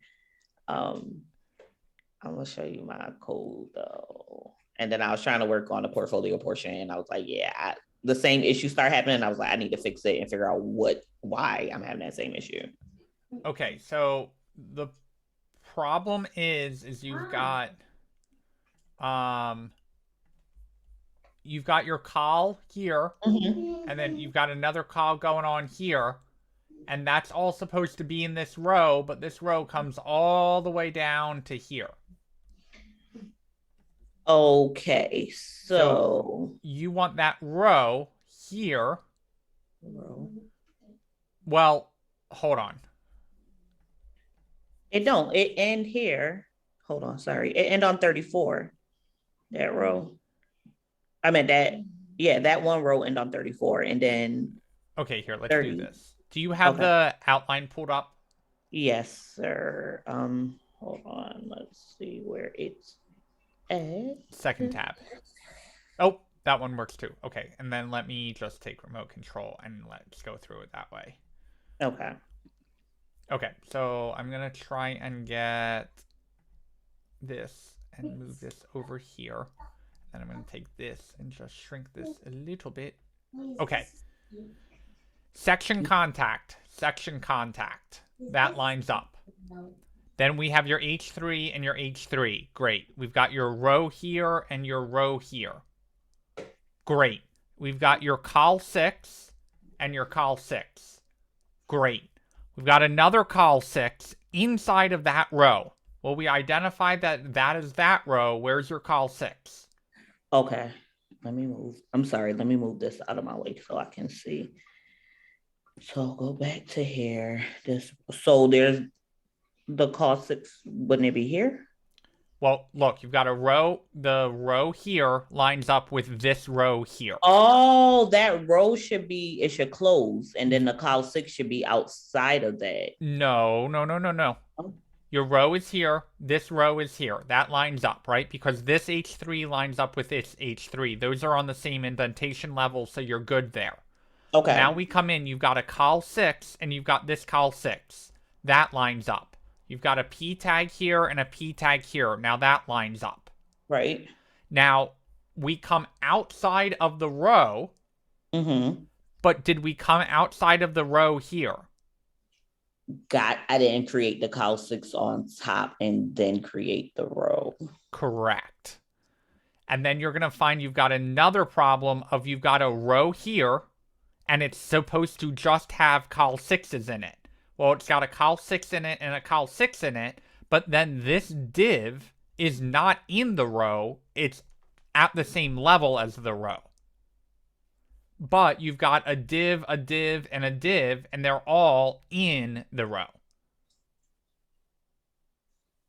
So the div shouldn't be inside of the row, only the call. So this should be closed out after the calls.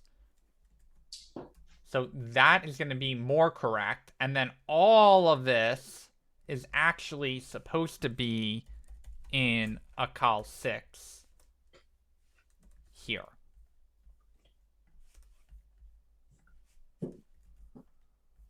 And so now let's see. Oh, Nope. hold on. Nope, that's me still working on. I think it's in another Space. tab. Here, let me try control arrow. Sometimes that gets me over to where I want to go. Nope, other way. No, it's there. It's on the screen. It's just behind. Oh, okay. That is Yeah. there we go.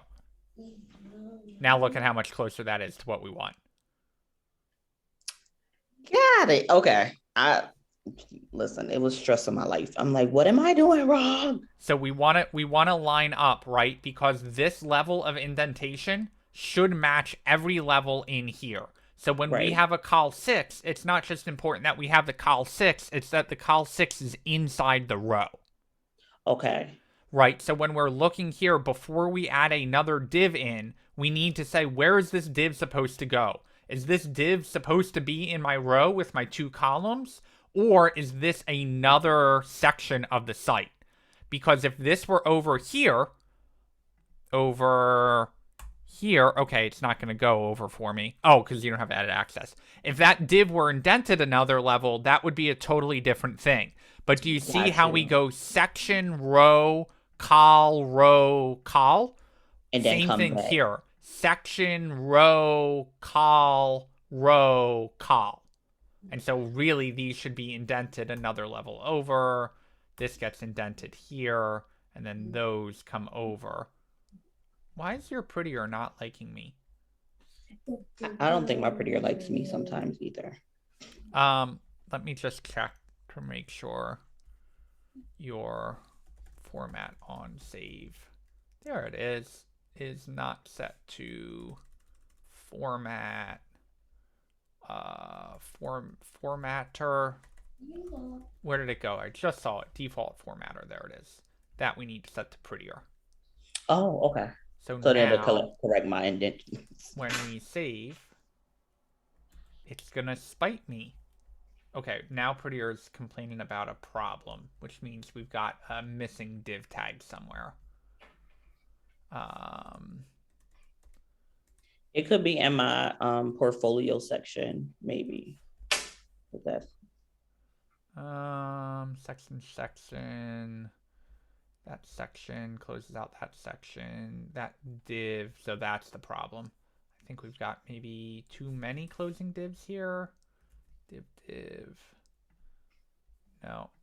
That div is closing out your column. This should close out.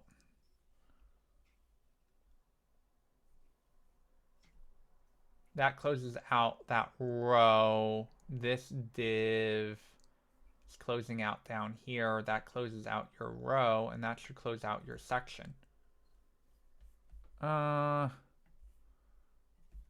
you see how that yellow div, the last one? Yeah, it's like in the middle of it. It's not. Yeah. Div. This is getting closed out down here. All of this should be a level over. I still don't know why your prettier is not running. Div row. Usually when the prettier does that to me, I just click it and it'll tell you like what's wrong. Exit out of it. And then Line 66, it's mad at. Oh, here you go. You've got a missing quote. There you go. So now your prettier is running for you. Okay, thank you. Okay, so I wanted to go over something that Doug touched on. So if you notice right before the break, Larry was saying, hey, our arrow isn't lining up, right? And I really want that to line up. So what we ended up doing is this is let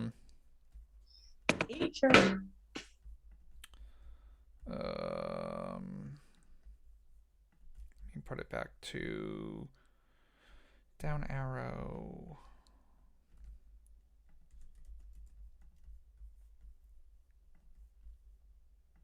Okay, so this is what Doug helped me figure out is our arrow's down over here, but it's like shifted over, right? And we want that dead center. So we went through a negative margin approach, which is fine, but still felt wrong, right? Whenever we use negative margin, like we really want to make sure that we are using that intentionally. And then we ran into another problem of, okay, well, we could try and do a left calculation and try and get it positioned that way using the absolute positioning. And that worked, but using using calc and having to subtract out the width, well, that got complicated. So basically, we noticed that when we take out our A tag here and only put it in a span, it's positioned completely fine.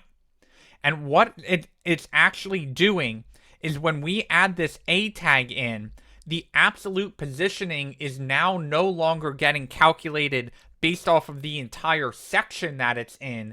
It's getting calculated off where the A tag, where the parent element is. Absolute positioning always kind of goes up one step to figure out where you're trying to position it off of. So now what we did is it's trying to position itself, and it can find the bottom fine, but the A tag, because it's the direct parent, it's shoving it over and causing the problem.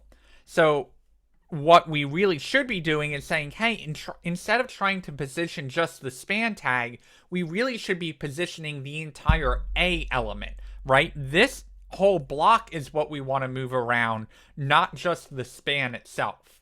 So what we did is we said, well, let's take this ID, because this ID is what has the position absolute on it and the bottom 30 and all of that. So we come back over to our index.html and move the ID up to our A tag. And now we get a problem of, well, it's positioned perfectly, but our font size got shrunk up. And that's because the font size needs to apply to the span element itself, not to the overall A tag. So what we do is we take this font size 75 and say, hey, go target the down arrow. That ID is now on the A tag, not on the span itself. But go find the span tag inside the down arrow and make that font size 75. And now we don't end up with any hacky left with a calc or any negative margin, because that position absolute is getting applied to the parent element, and the parent element is what actually has all the sizing information and knows how big it is. And because it's being applied to the parent element, now it isn't off-centered. Does that make sense?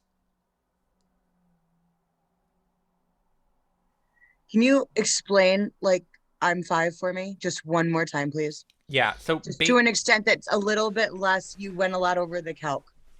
Yeah. So we don't need the calc, we don't need the left. Those were two kind of hackier solutions.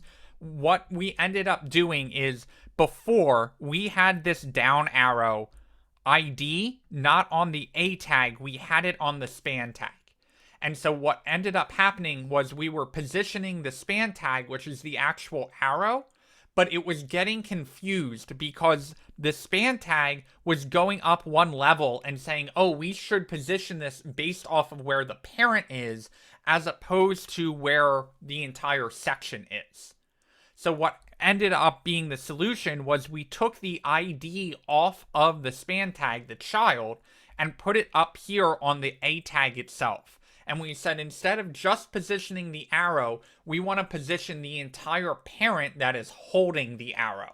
And so that's what we did by moving the ID from the span tag up to the A tag, is we were saying move this whole thing where we want it to go instead of just moving the arrow that's inside of it. And because of that, now, because it's on the A tag itself, it knew the positioning should be relative to the entire section instead of being relative to just the arrow itself. Then the only other fix that we had to do on that was say, hey, because the font size is actually controlled by the span tag, we need to move the font size into its own selector. Is that helpful? So negative margin, fine to use. It got it done in a pinch. The left calc, even hackier, but it got it done in a pinch. But what let the CSS, what the most proper CSS solution is to say instead of positioning the span, the child, we should position the parent that it's in so it's staying relatively positioned. It's staying positioned looking at the entire section that it's in instead of just looking at the A tag itself. Very helpful. I was trying to figure that out, but I couldn't, so I just went with the margin thing. But neither could I. Yes, and that's the joy of all of this. And there's times that I send code to my front end developer and they look at me and they go, "What were you thinking? You just need these 2 lines." And I've got like a calc that's like 9 lines long and I'm just trying to position and I'm going, "But it's working." And they'll come back to me and go, "Yes, but the right way to do it is this." So developers definitely have different strengths in different places, and there's nothing wrong with the negative margin solution and there's nothing wrong with the left solution, but this is the way that CSS would like you to think. And if you are able to get it working that way, obviously that's the cleaner, easier to read code. Okay. How are we feeling on the portfolio section? Do we have any questions there before we move on to the next page? I'm just having a problem getting my image to come in of the weather app. Okay, go ahead and share your screen. Now go ahead and share your screen. Oh. Okay, here we go. Thank you. And it wasn't there. It wasn't there all break. Never mind. Oh my gosh, is that what Wayne talks about? Yes, it's exactly what Wayne talks about. Okay, any other questions before we move on? You don't have to have it fully complete. That's fine. You won't need it for this next section. We're just going to move on to the next one, and then we will have time. I want to just get us started on this in the next 20 minutes or so, and then we'll have the whole half hour at the end of class to work on homework. Zach, go ahead. I'm having trouble with my alignment. It's okay. Coming up like this. Okay. I tried messing around with like the deflex, but I don't know if I have my columns input correctly. So we don't want any of that. So go ahead and take those out. They actually may be causing more problems. Take that out and take the other 2 out too. Sometimes columns are very picky. Though I think I see a different issue. So let's go up to your first column. And I'm noticing your div color here is the same thing as your div color here. So line 70 should actually go over an indentation level. And now this div is actually for this div up there, so that should go over another level. And Okay. now you should be able to see that green div here is actually missing a closing div right here. Okay, so I see. Closing div. Yep, there you go. Okay, now everything is singing. So what I would do is I would just copy the first column that you have and delete out your other two and then just paste off of that one. Does that make sense? Yeah.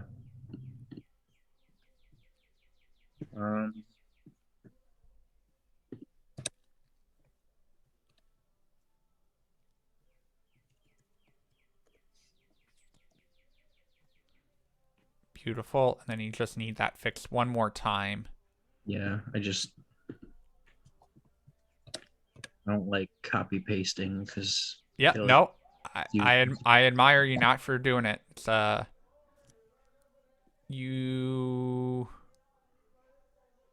should be shift tabbed over, yeah. And save and refresh. Hey, there you go. Thank you. No problem. All right, last call for anything we covered so far. One more. Yep. Just one last thing. Okay, so see this part right there, 2020 win, and then I hate how it separates. I want the 30 seconds to be in the portfolio. Okay. I think it's going to be a closing div issue, but let's take a quick look at your code. All right, let me see. Where am Your card, your image, your card body, your closing div. That's the class call. Okay, scroll down. Div. That closes. None of that's a problem. All right, go up to your first call. Div class call. Okay. Scroll down just a little bit. Closing div on your call.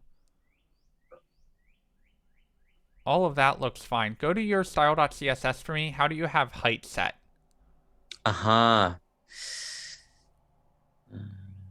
Okay, so that portfolio height 50 VH, make that a min dash height. Min dash height? On 78. This one? Yep. Okay.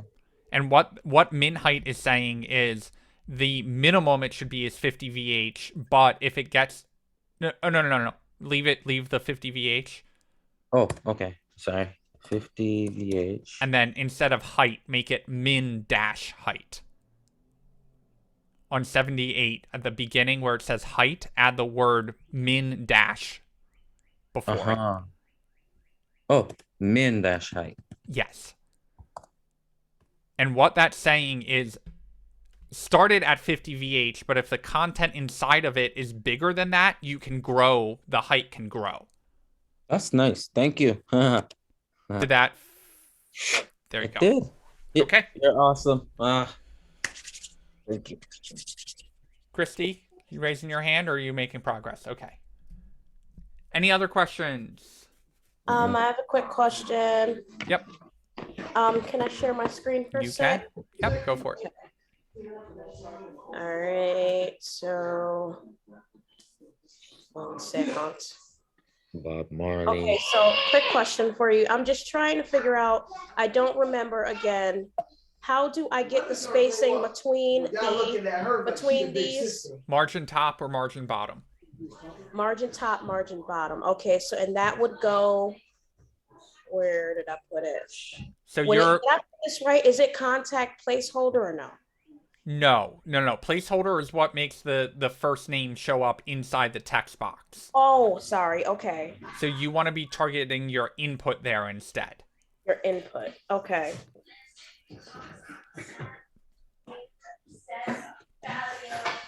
Okay. Oh, and then I do the margin top, margin bottom. Okay, and Yep. thank you. Okay. All right, so we're moving on to our new page. I'm going to pull this up. And so if we look at my site, when we click on Make It Rain, it takes us to this lovely new page. So what we are going to do is 1, get this page set up. 2, we're going to play around with your nav bar. 3, we're going to get the content area set up. And then we're going to send you off to the wolves and you're going to finish it. Ready? Excited? New page setup. Yay. Okay, we're going to come over here. I'm going to create a new file, and I'm going to call it weather.html. And all I'm going to do is put an H1 on here that says hello. Because first thing I want to do is get my link set up. So I'm going to go back to my index.html. I'm going to go find my Make It Rain button, and the href I'm going to put in there is weather.html. So I'm going to save that. I'm going to go to my code. I'm going to scroll down to the bottom, and I'm going to click on Make It Rain, and I got my hello. So that's just getting my 2 pages linked, right? All right, great.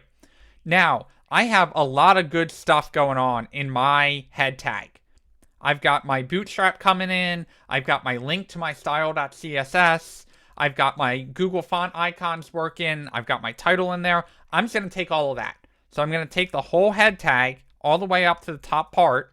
I'm going to go into my weather.html. I'm going to paste. Then I'm going to add in my body tag and close out my HTML tag. And now I'm going to go back into my body and add an H1 called test. I'm going to come back over here and I'm going to refresh. And there is my test in the Arial or Helvetica font, whatever it is.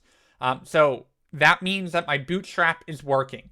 But first thing, right off the bat, I've got a container going on here. You see that padding on the side of the screen? We're not going to forget about that. So right off the bat, we're going to do a div class equals container. That's coming in from Bootstrap. I'm going to add my H1 back in with my test. I'm going to look at my code, and I've got that container there. And when I drag out my window, I've got spacing going on behind it. Okay, now I'm looking here and I got that nice blue background going on. So I'm going to go to my style. I'm going to find that dark blue. I'm going to go down to the bottom of my style sheet and I'm going to target my body. And I'm going to say the background color is going to be that nice dark blue. Come back over. I've got my dark blue. Okay, now we're making progress. Next thing up is my nav bar. So I'm going to go back to my bootstrap. I'm going to come over here and I'll look at that. There is a nice nav bar built right in for me. So I'm going to click there and here is this nav bar, but look at all the junk going on in it. There's a search bar, there are buttons in it, there's a drop down. We don't need all of that, right? We just want the basic nav bar. So I'm going to scroll down and I'm going to keep going. I don't really want an image. I don't want an image in text. Oh, look, that's a nice little nav bar for me. I'm going to use that one. So I'm going to copy. I'm going to come over here to my weather. And inside my container, I'm going to paste. So I save. I come over here. And I've got my nav bar in. But it's white. I don't want it to be white. I actually think, I'm going to look at the classes. Here's a nav bar light and a BG light.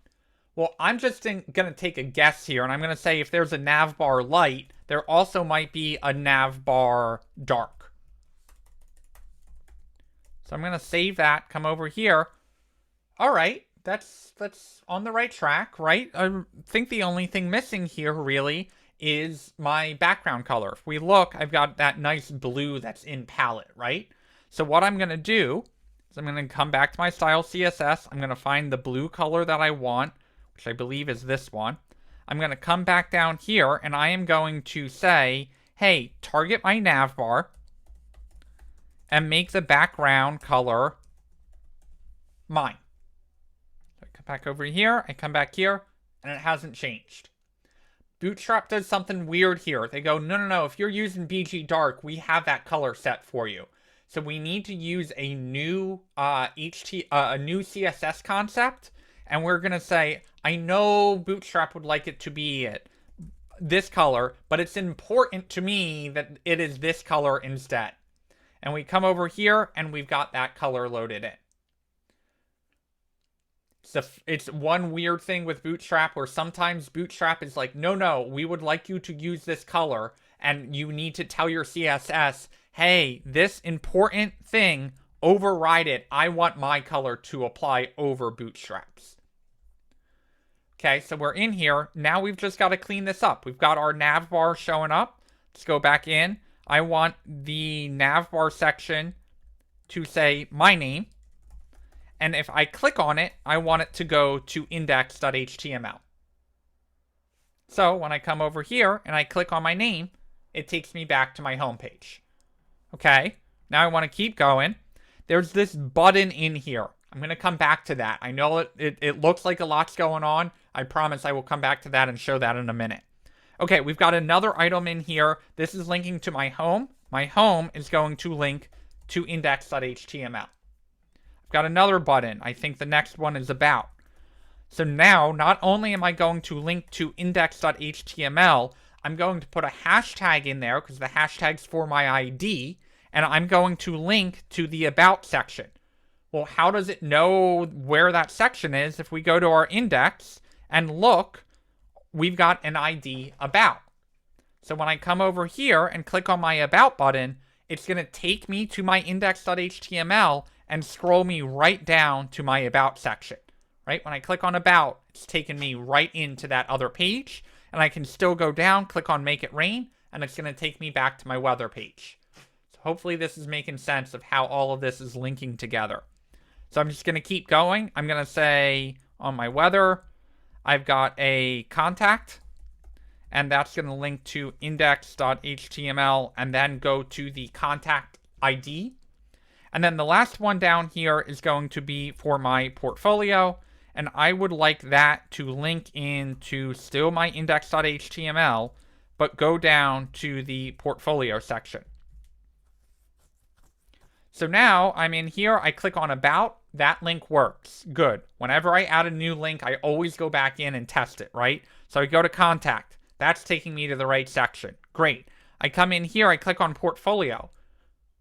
Portfolio. Okay, well that's not working. I look in here, what's different about this A tag than this A tag? There's this... It's disabled. It's that disabled class. Exactly. And so Bootstrap is saying, hey, look, we've got these nice features. You could disable a link if you wanted to. We're like, well, we don't want to disable that link. So we take that out, and we come back over here, and we click on portfolio, and now that takes me to the right section. Okay, so we're making good progress. This is all looking right. But if we look on my page, portfolio looks to be just slightly brighter, right? That's trying to tell us, hey, this is the page that you're kind of on right now. And so if we look up here, there's a class active on our home that's making the home section appear a little bit brighter. So I'm going to take that active class out. I'm going to scroll down, and I'm going to add that to my portfolio instead.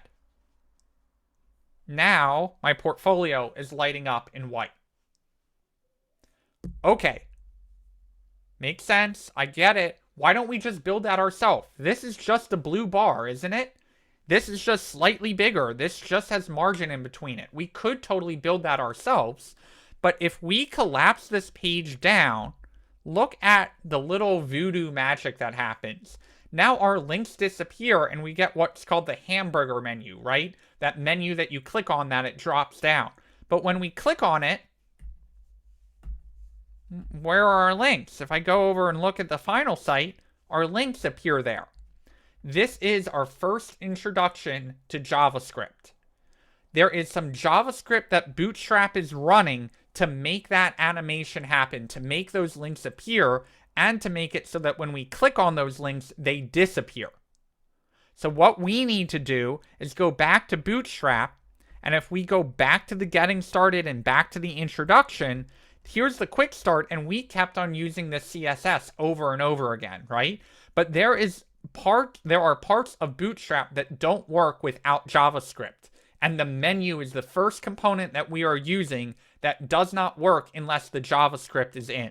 So what we're going to do is we're going to copy this JavaScript bundle, We're going to come back up to where our JavaScript is at, and we are going to paste it. I'm sorry, where our Bootstrap link is at, and we're going to paste that in.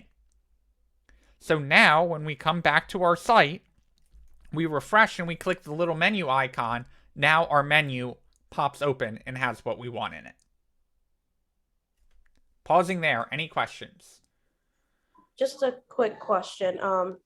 Where you pasted that, was that underneath the Bootstrap link? It was, although it doesn't matter too much where you paste that. There are some differences of where you put your script tag, but this is the easiest place to get started, and I don't think it's worth going through the differences. Okay. But anywhere in your head tag should work fine. Okay. I just got like lost how you connected both HTMLs. Like, okay. Yes. So let's go over that. So all we have in our nav bar are A tags, right? So we used our A tags. This is let me switch back over. We added an A tag on our existing page and we linked it to weather.html. So that means that when we click on this button here, what's happening is this href is firing and it's taking me over to the new page that I created, which is weather.html. So when I click on that link, it takes me back over. Okay. That was step 1. Then step 2 here was, well, we want to make it so that when you click on my name, it takes me back to index.html. So we did the same thing in reverse. We have our A tag, and the href is going to index.html, which means when we click here, it takes me back to my home page. Okay, makes sense, right? We're going either direction. So I go back to my weather app. Now we made it so that when we click on the about link, not only does it take me back to index.html, it took me down to my about section. So the way we pulled that off is we said, hey, the about section still needs to go to index.html, but in addition to going to index.html, also go to the ID about. So what that did is not only did it bring us over to our index.html, it went through our IDs and found the ID about, and then scrolled us down to it automatically. So all we're doing here is adding in, because we can't just tell it go to contact. It's like contact isn't on this page. So what we have to tell it is go back to our index.html page, go find the ID contact, and that's where we would like you to link us into. Basically automatically scroll down to the contact section. Same for our index and our portfolio. Okay. That helpful? Yes. Cool. Anything else?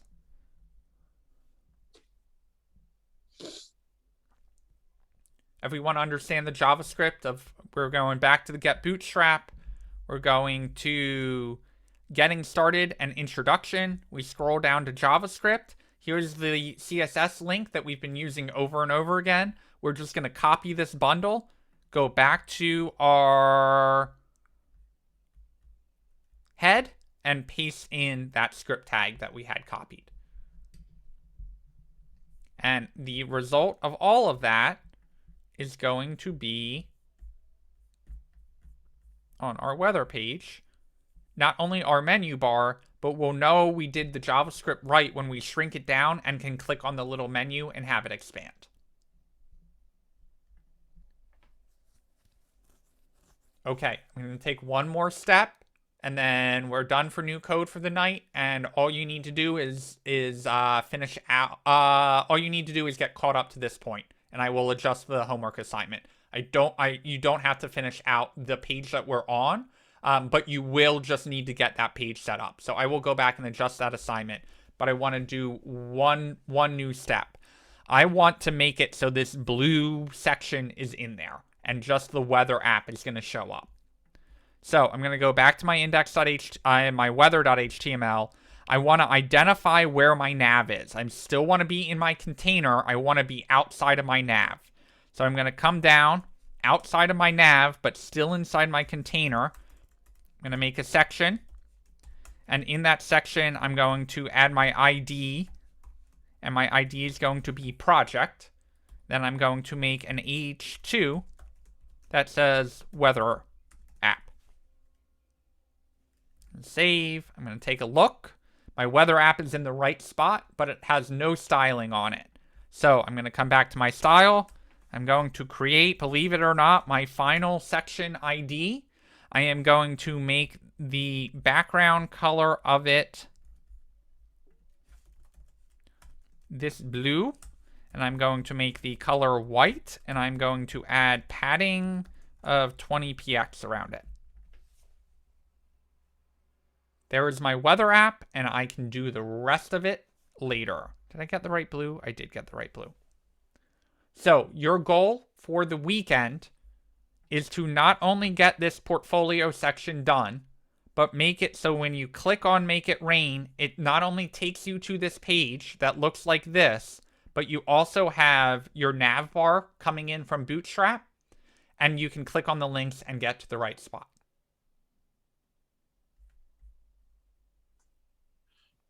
Max, I have a question about the portfolio section on that page. Yes. So I was looking at your site, and the columns for the apps, I think it says extra small 6 and small 4. But when you scrunch it up, they, rather than going 2 next to each other, they each get their own. So how come telling them 6 doesn't put 2 next to each other? That's a great question, but we are going to cover responsiveness on Monday, and so I will touch on that then. And really what I'm saying there is I have no idea why it's not doing that, so I will figure that out over the weekend and teach it to you on Monday. Great. Clearly in my code, that is what I was anticipating it doing. Not quite sure why it's not. It might be I've got 100% somewhere I shouldn't have 100%, but we will cover that on Monday. Yeah, so what Doug is asking about here is if you guys notice on our current site, everything is 100%. There's no spacing. But if you look at the example site, there's that nice little area on the side. We're going to do that, which is we're getting into mobile responsiveness, right? Making sure everything is pixel perfect. You'll notice there's a nice little shadow going on between the sections. We're going to touch on that on Monday. You're going to notice that my portfolio, when you pull it down to a certain size, it makes everything wrap and become full width. And if we do that on ours, it just scrunches them really tight. And then same for the contact form, right? You'll notice this lays out a little bit differently, and this is still in the 2-column form. We're going to touch on all of that on Monday. But what I'm going to do is I'm going to take just a 2-minute break to update the assignment to say you only need to get to the point where you've got your nav bar in and that page section showing up. And then that will be your homework assignment. And then I will be back in like 2 minutes to answer any questions, either on completing the portfolio section or getting your page set up with the nav bar for the actual project. In the meantime, Ariel can answer any questions that you may have. I was going to step in. You're not the only person who might know a line of code. Yeah, if anybody has anything, I am here. And I also added all of the notes to the outline, as well as the first 2 documents are in Slack. If anybody wants the 3rd link, I can put it in there as well in the live stream. Yeah, I have a question, Ariel. Shoot, what's up? Can you see? Yes.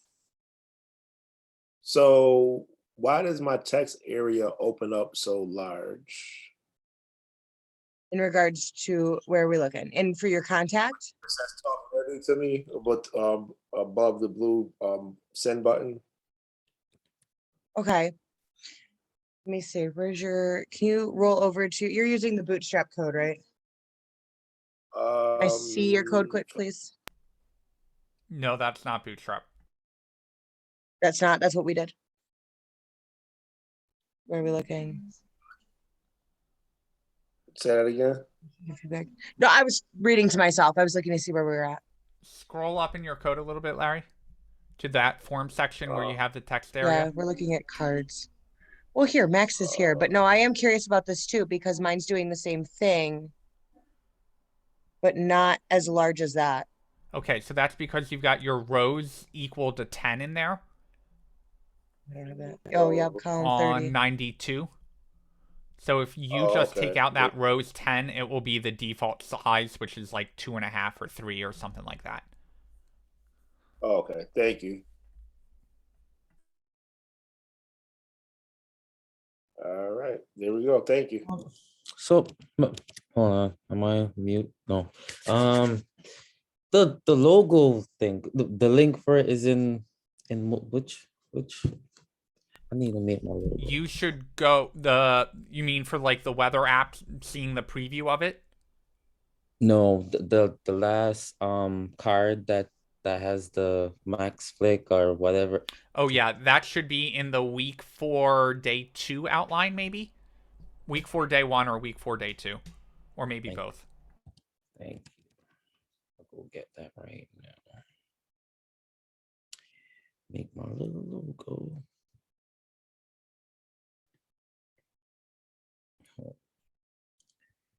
Week 4 day 2.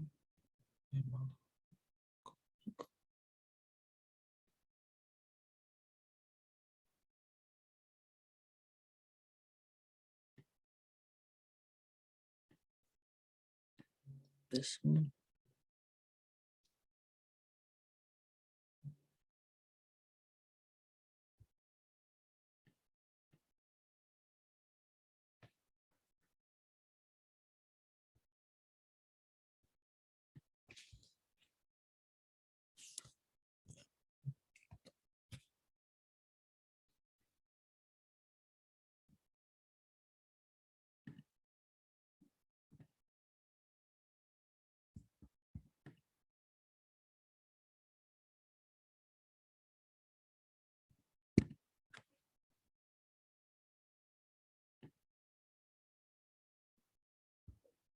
There we go. Okay.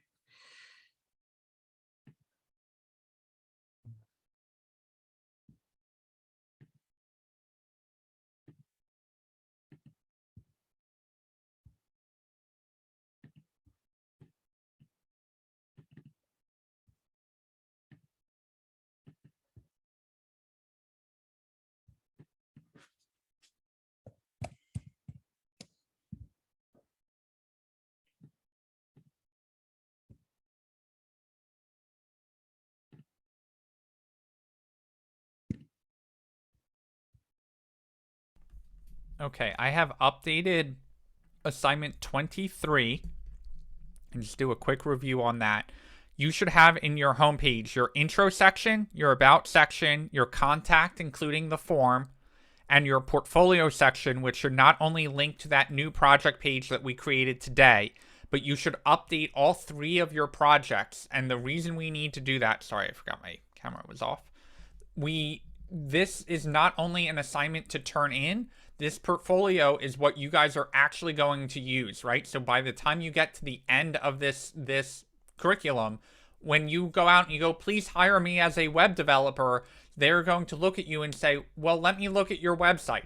And how can you go out and say, as a web developer, hire me, but at the same time, I don't have my own website, right? So going through and updating this to have your own projects in here is going to make it easier. Whoa. That's an effect. I don't even know. It's just tired of you. It has had enough of me. Let's try that. There we go. Okay, sorry. You saw behind the curtain there for a second. The reason why this is important is because we are going to come back to this site in week 6 and deploy this, right? So it's going to be out on the public internet. And when someone searches your name, this might come up, right? And the goal is that you're once you get all of this done, that when you complete a project, you can come back to this project, update the new project page, throw the card down there, and keep a rolling portfolio going of all the things that you're creating, right? With that said, if you would like to, if you feel like you're really getting that this weekend, and you're like, all right, I get Max's portfolio site, but it's ugly as hell, I want to do it based off of the one that I found, dive into that project. That is a great idea to start working on. Hey, I want to try this in a different layout. I want to practice these concepts in a new site or a site that looks a little different. Go through, practice the steps of doing your outline, drawing your boxes, getting your HTML set up, linking in Bootstrap, figuring out where everything is going to lay out.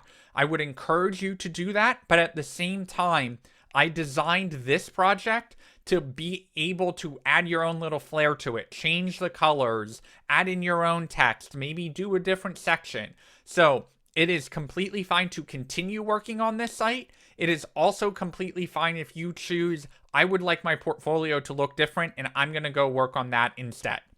But before we fully wrap up this project for this weekend, have the intro, about, contact, portfolio, and footer sections done, make sure the portfolio section on the homepage is linking to 3 different projects, so it doesn't just say weather, weather, weather. It should look something like my final finished product here, which has the portfolio, the weather, the feedback form, and the Maxflix.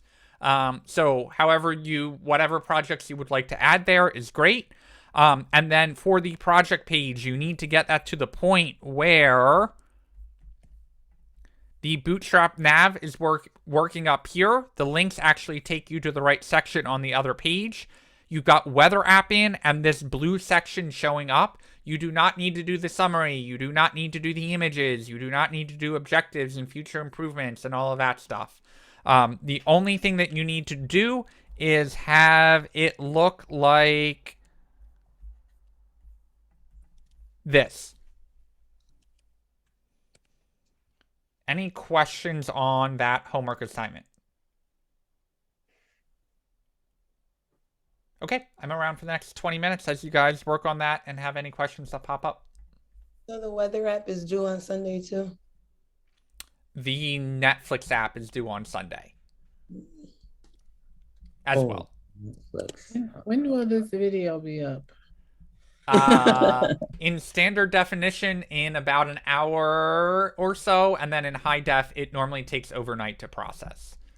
Okay. Good question. All right. Yeah, I don't consider my night done until it's uploaded. And then it says processing, and then it finally figures it out and puts it up in HD. So unfortunately there's no way to speed that part up. Zach, go ahead with your question. When I'm setting up my portfolio website for the bottom section, I have to have like an image and then an alternate image. Can I use the same screenshot for both sections? Or what did you want me to put in that original? Are you talking about the alt tag? Yeah. The alt tag is supposed to be text. Okay. So the alt tag is meant to just like describe what the image looks like. So you could literally in the alt tag just say like screenshot of weather app. Okay, cool. Thanks. Yeah, the alt is not actually an alternate image. It's an alternate way of describing the image.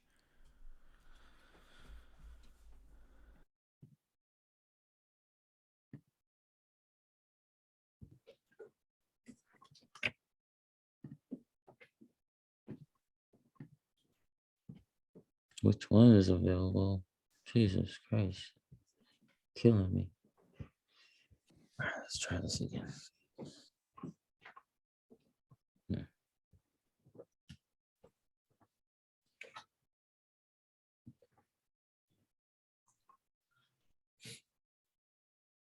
So I just learned something. I couldn't get my code to line up and I couldn't get prettier to make it work. and I was pulling it apart to try to figure out where it was broken. It's illegal to have a UL tag inside of a P tag. Yes, because You can't put a list inside of a paragraph, which only through trial and error did I figure that out. You are only supposed to you're only supposed to use span tags and other inline elements. So a tag and spans are valid, but it is a weird thing that I can promise you I have broken that rule before. And it makes Prettier angry, but the browser kind of looks at it. But yes, that is legally invalid HTML based off of the rules.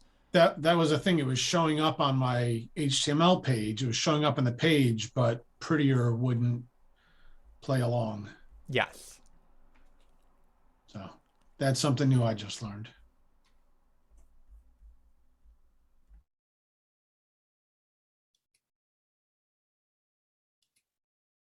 Where do I go to adjust the size of my screenshot for the weather app section?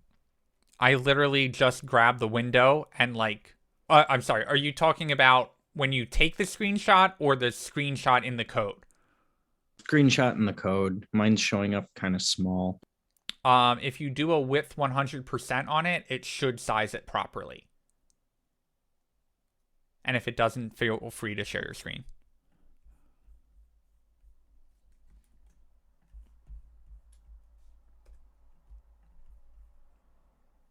I have a question to Max. Yep, go ahead. All right, let's see. So I use an icon for my email. Yep. To send the email to me in my contact, but it's higher up than everything else in there. It is in a span inside of that paragraph. Yeah, that's always tough because spans aren't going to respect the margin or padding that you put on top of them because they're inline elements. I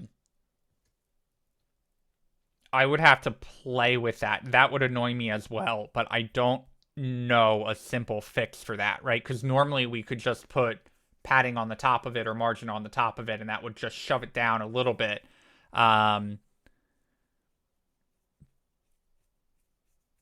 That didn't work. That from the other line. Let's try. No, that won't do it either. Can you send me your index.html in Slack, and I will play with it and try and come up with an answer for you? Okay, thank you.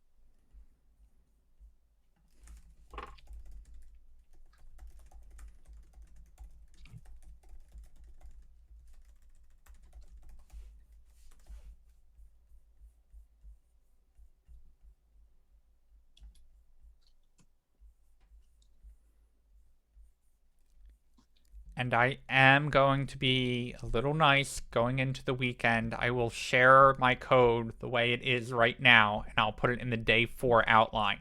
However, I would really, really highly encourage you to think through looking at my final site and trying to get through the steps, thinking like an engineer, right? So not looking at my code, looking at your code and making your code look like my code, looking at my final product and figuring out, hey, how do I get mine to look like his, right? Trying to go through that process that we did in class And then if you are really, really stuck and you can't figure it out, that is the only time you should go look at my code and figure out why it's not working.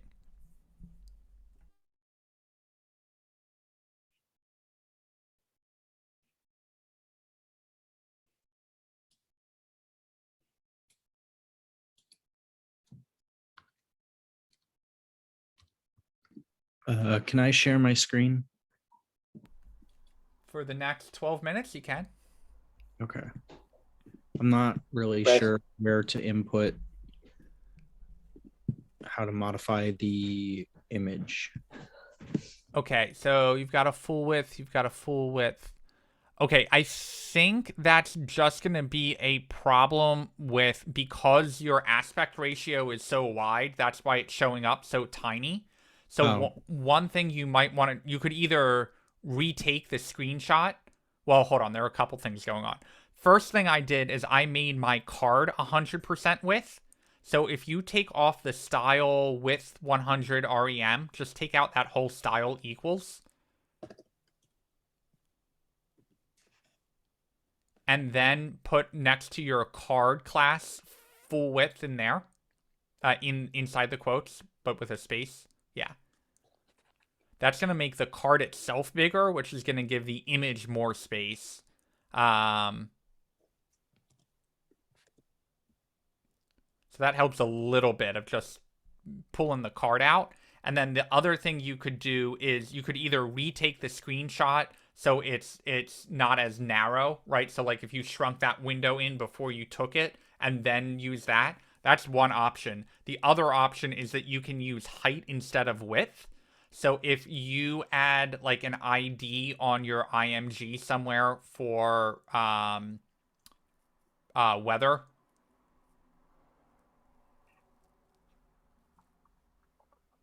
so on your image tag, add another attribute on there called like ID equals weather. Just yeah, that's fine. And then go to your CSS and target that ID weather. Yep. And then that you could do like height : 200 px.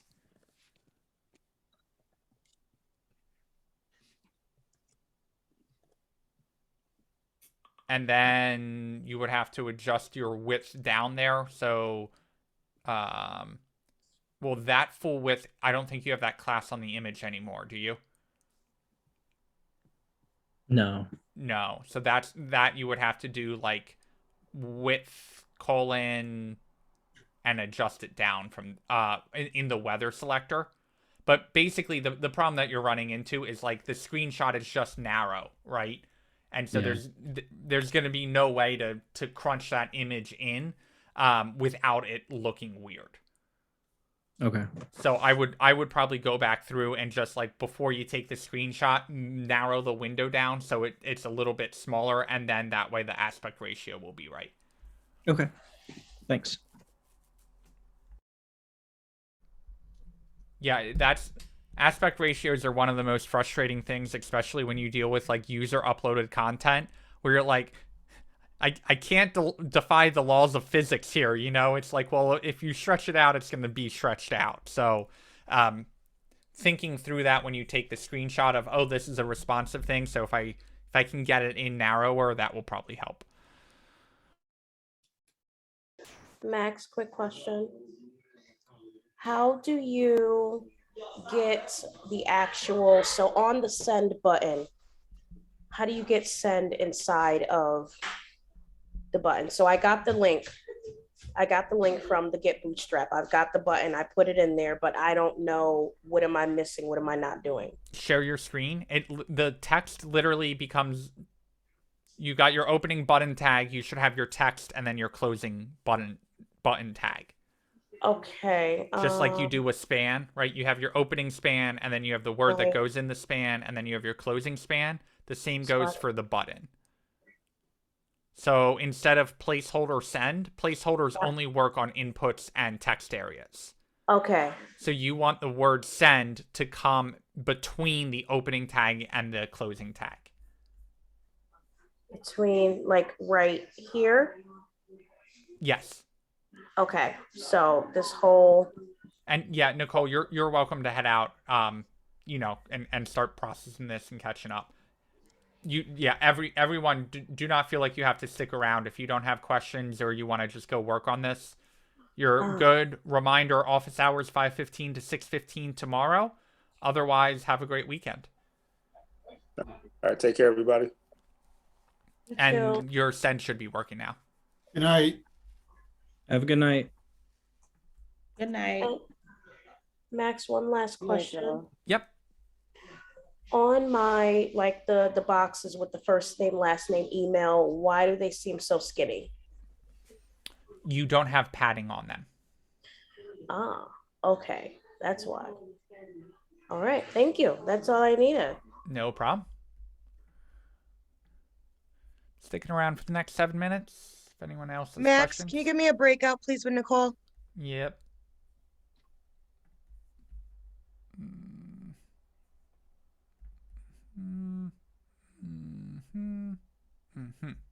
Okay, you should be good to go. So I'm kind of wrapping up the first site. You know, gonna have tweaking in there and whatever, but yep.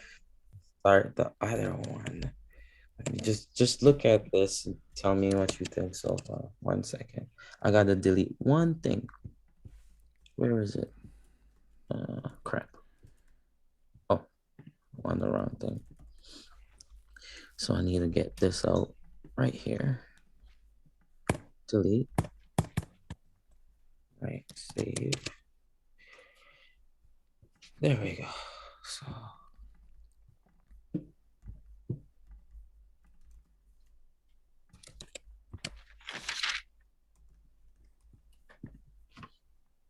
okay, my question is, so you're saying that we should create this new weather, right? Yep. And just want to make sure I'm getting this right. Open this, and when you go down to make it rain, it should pop up this. Yes. Your weather HTML. Yes. Okay. So I got that part good, right? That do. part. Okay. So I need to start working on the weather part now. All right. Okay. Trying to figure that out today.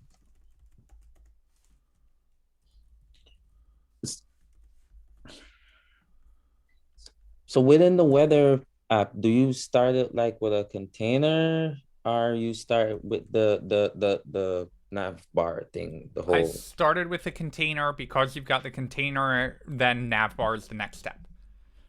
Okay. All right. Thank you. I'll leave it now. Thanks. All right.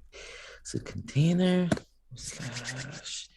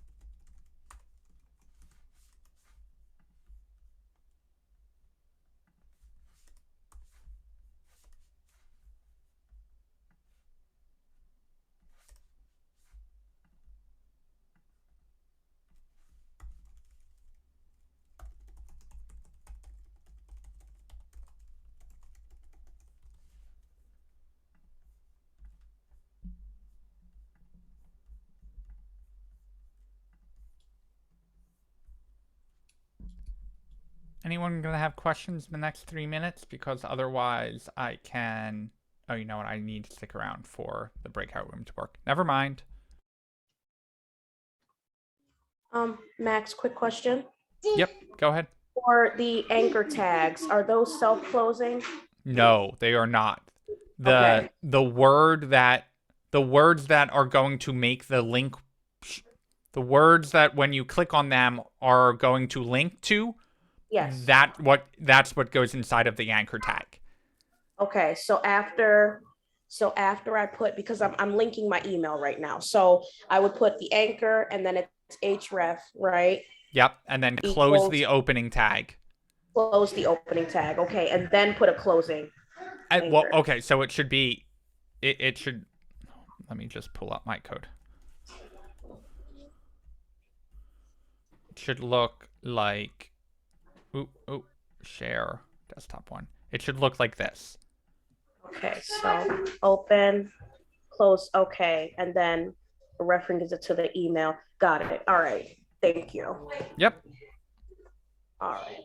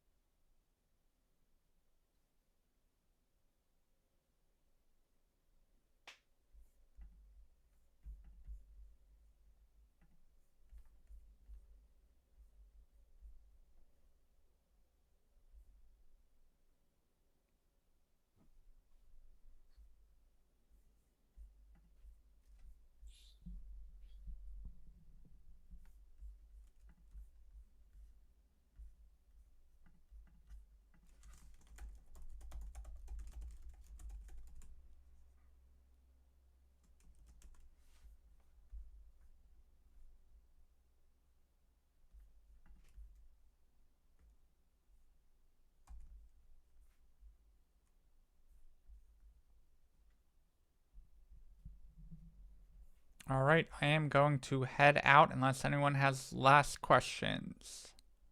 One more question. One Yep. more. I'm sorry. Let me just jump to it real quick. So, you say in order to change this to a dark background, you have to edit in here dark on both sides. Lowercase d's. Ah, that's why. Okay. Save. Let me see. Thank you. No problem. All right. I'm getting there. You are, for sure. Good progress. I am heading out. Hopefully I see you guys tomorrow at office hours, 5:15 to 6:15. No big deal if you are late to those or can't make it. I'll see you guys.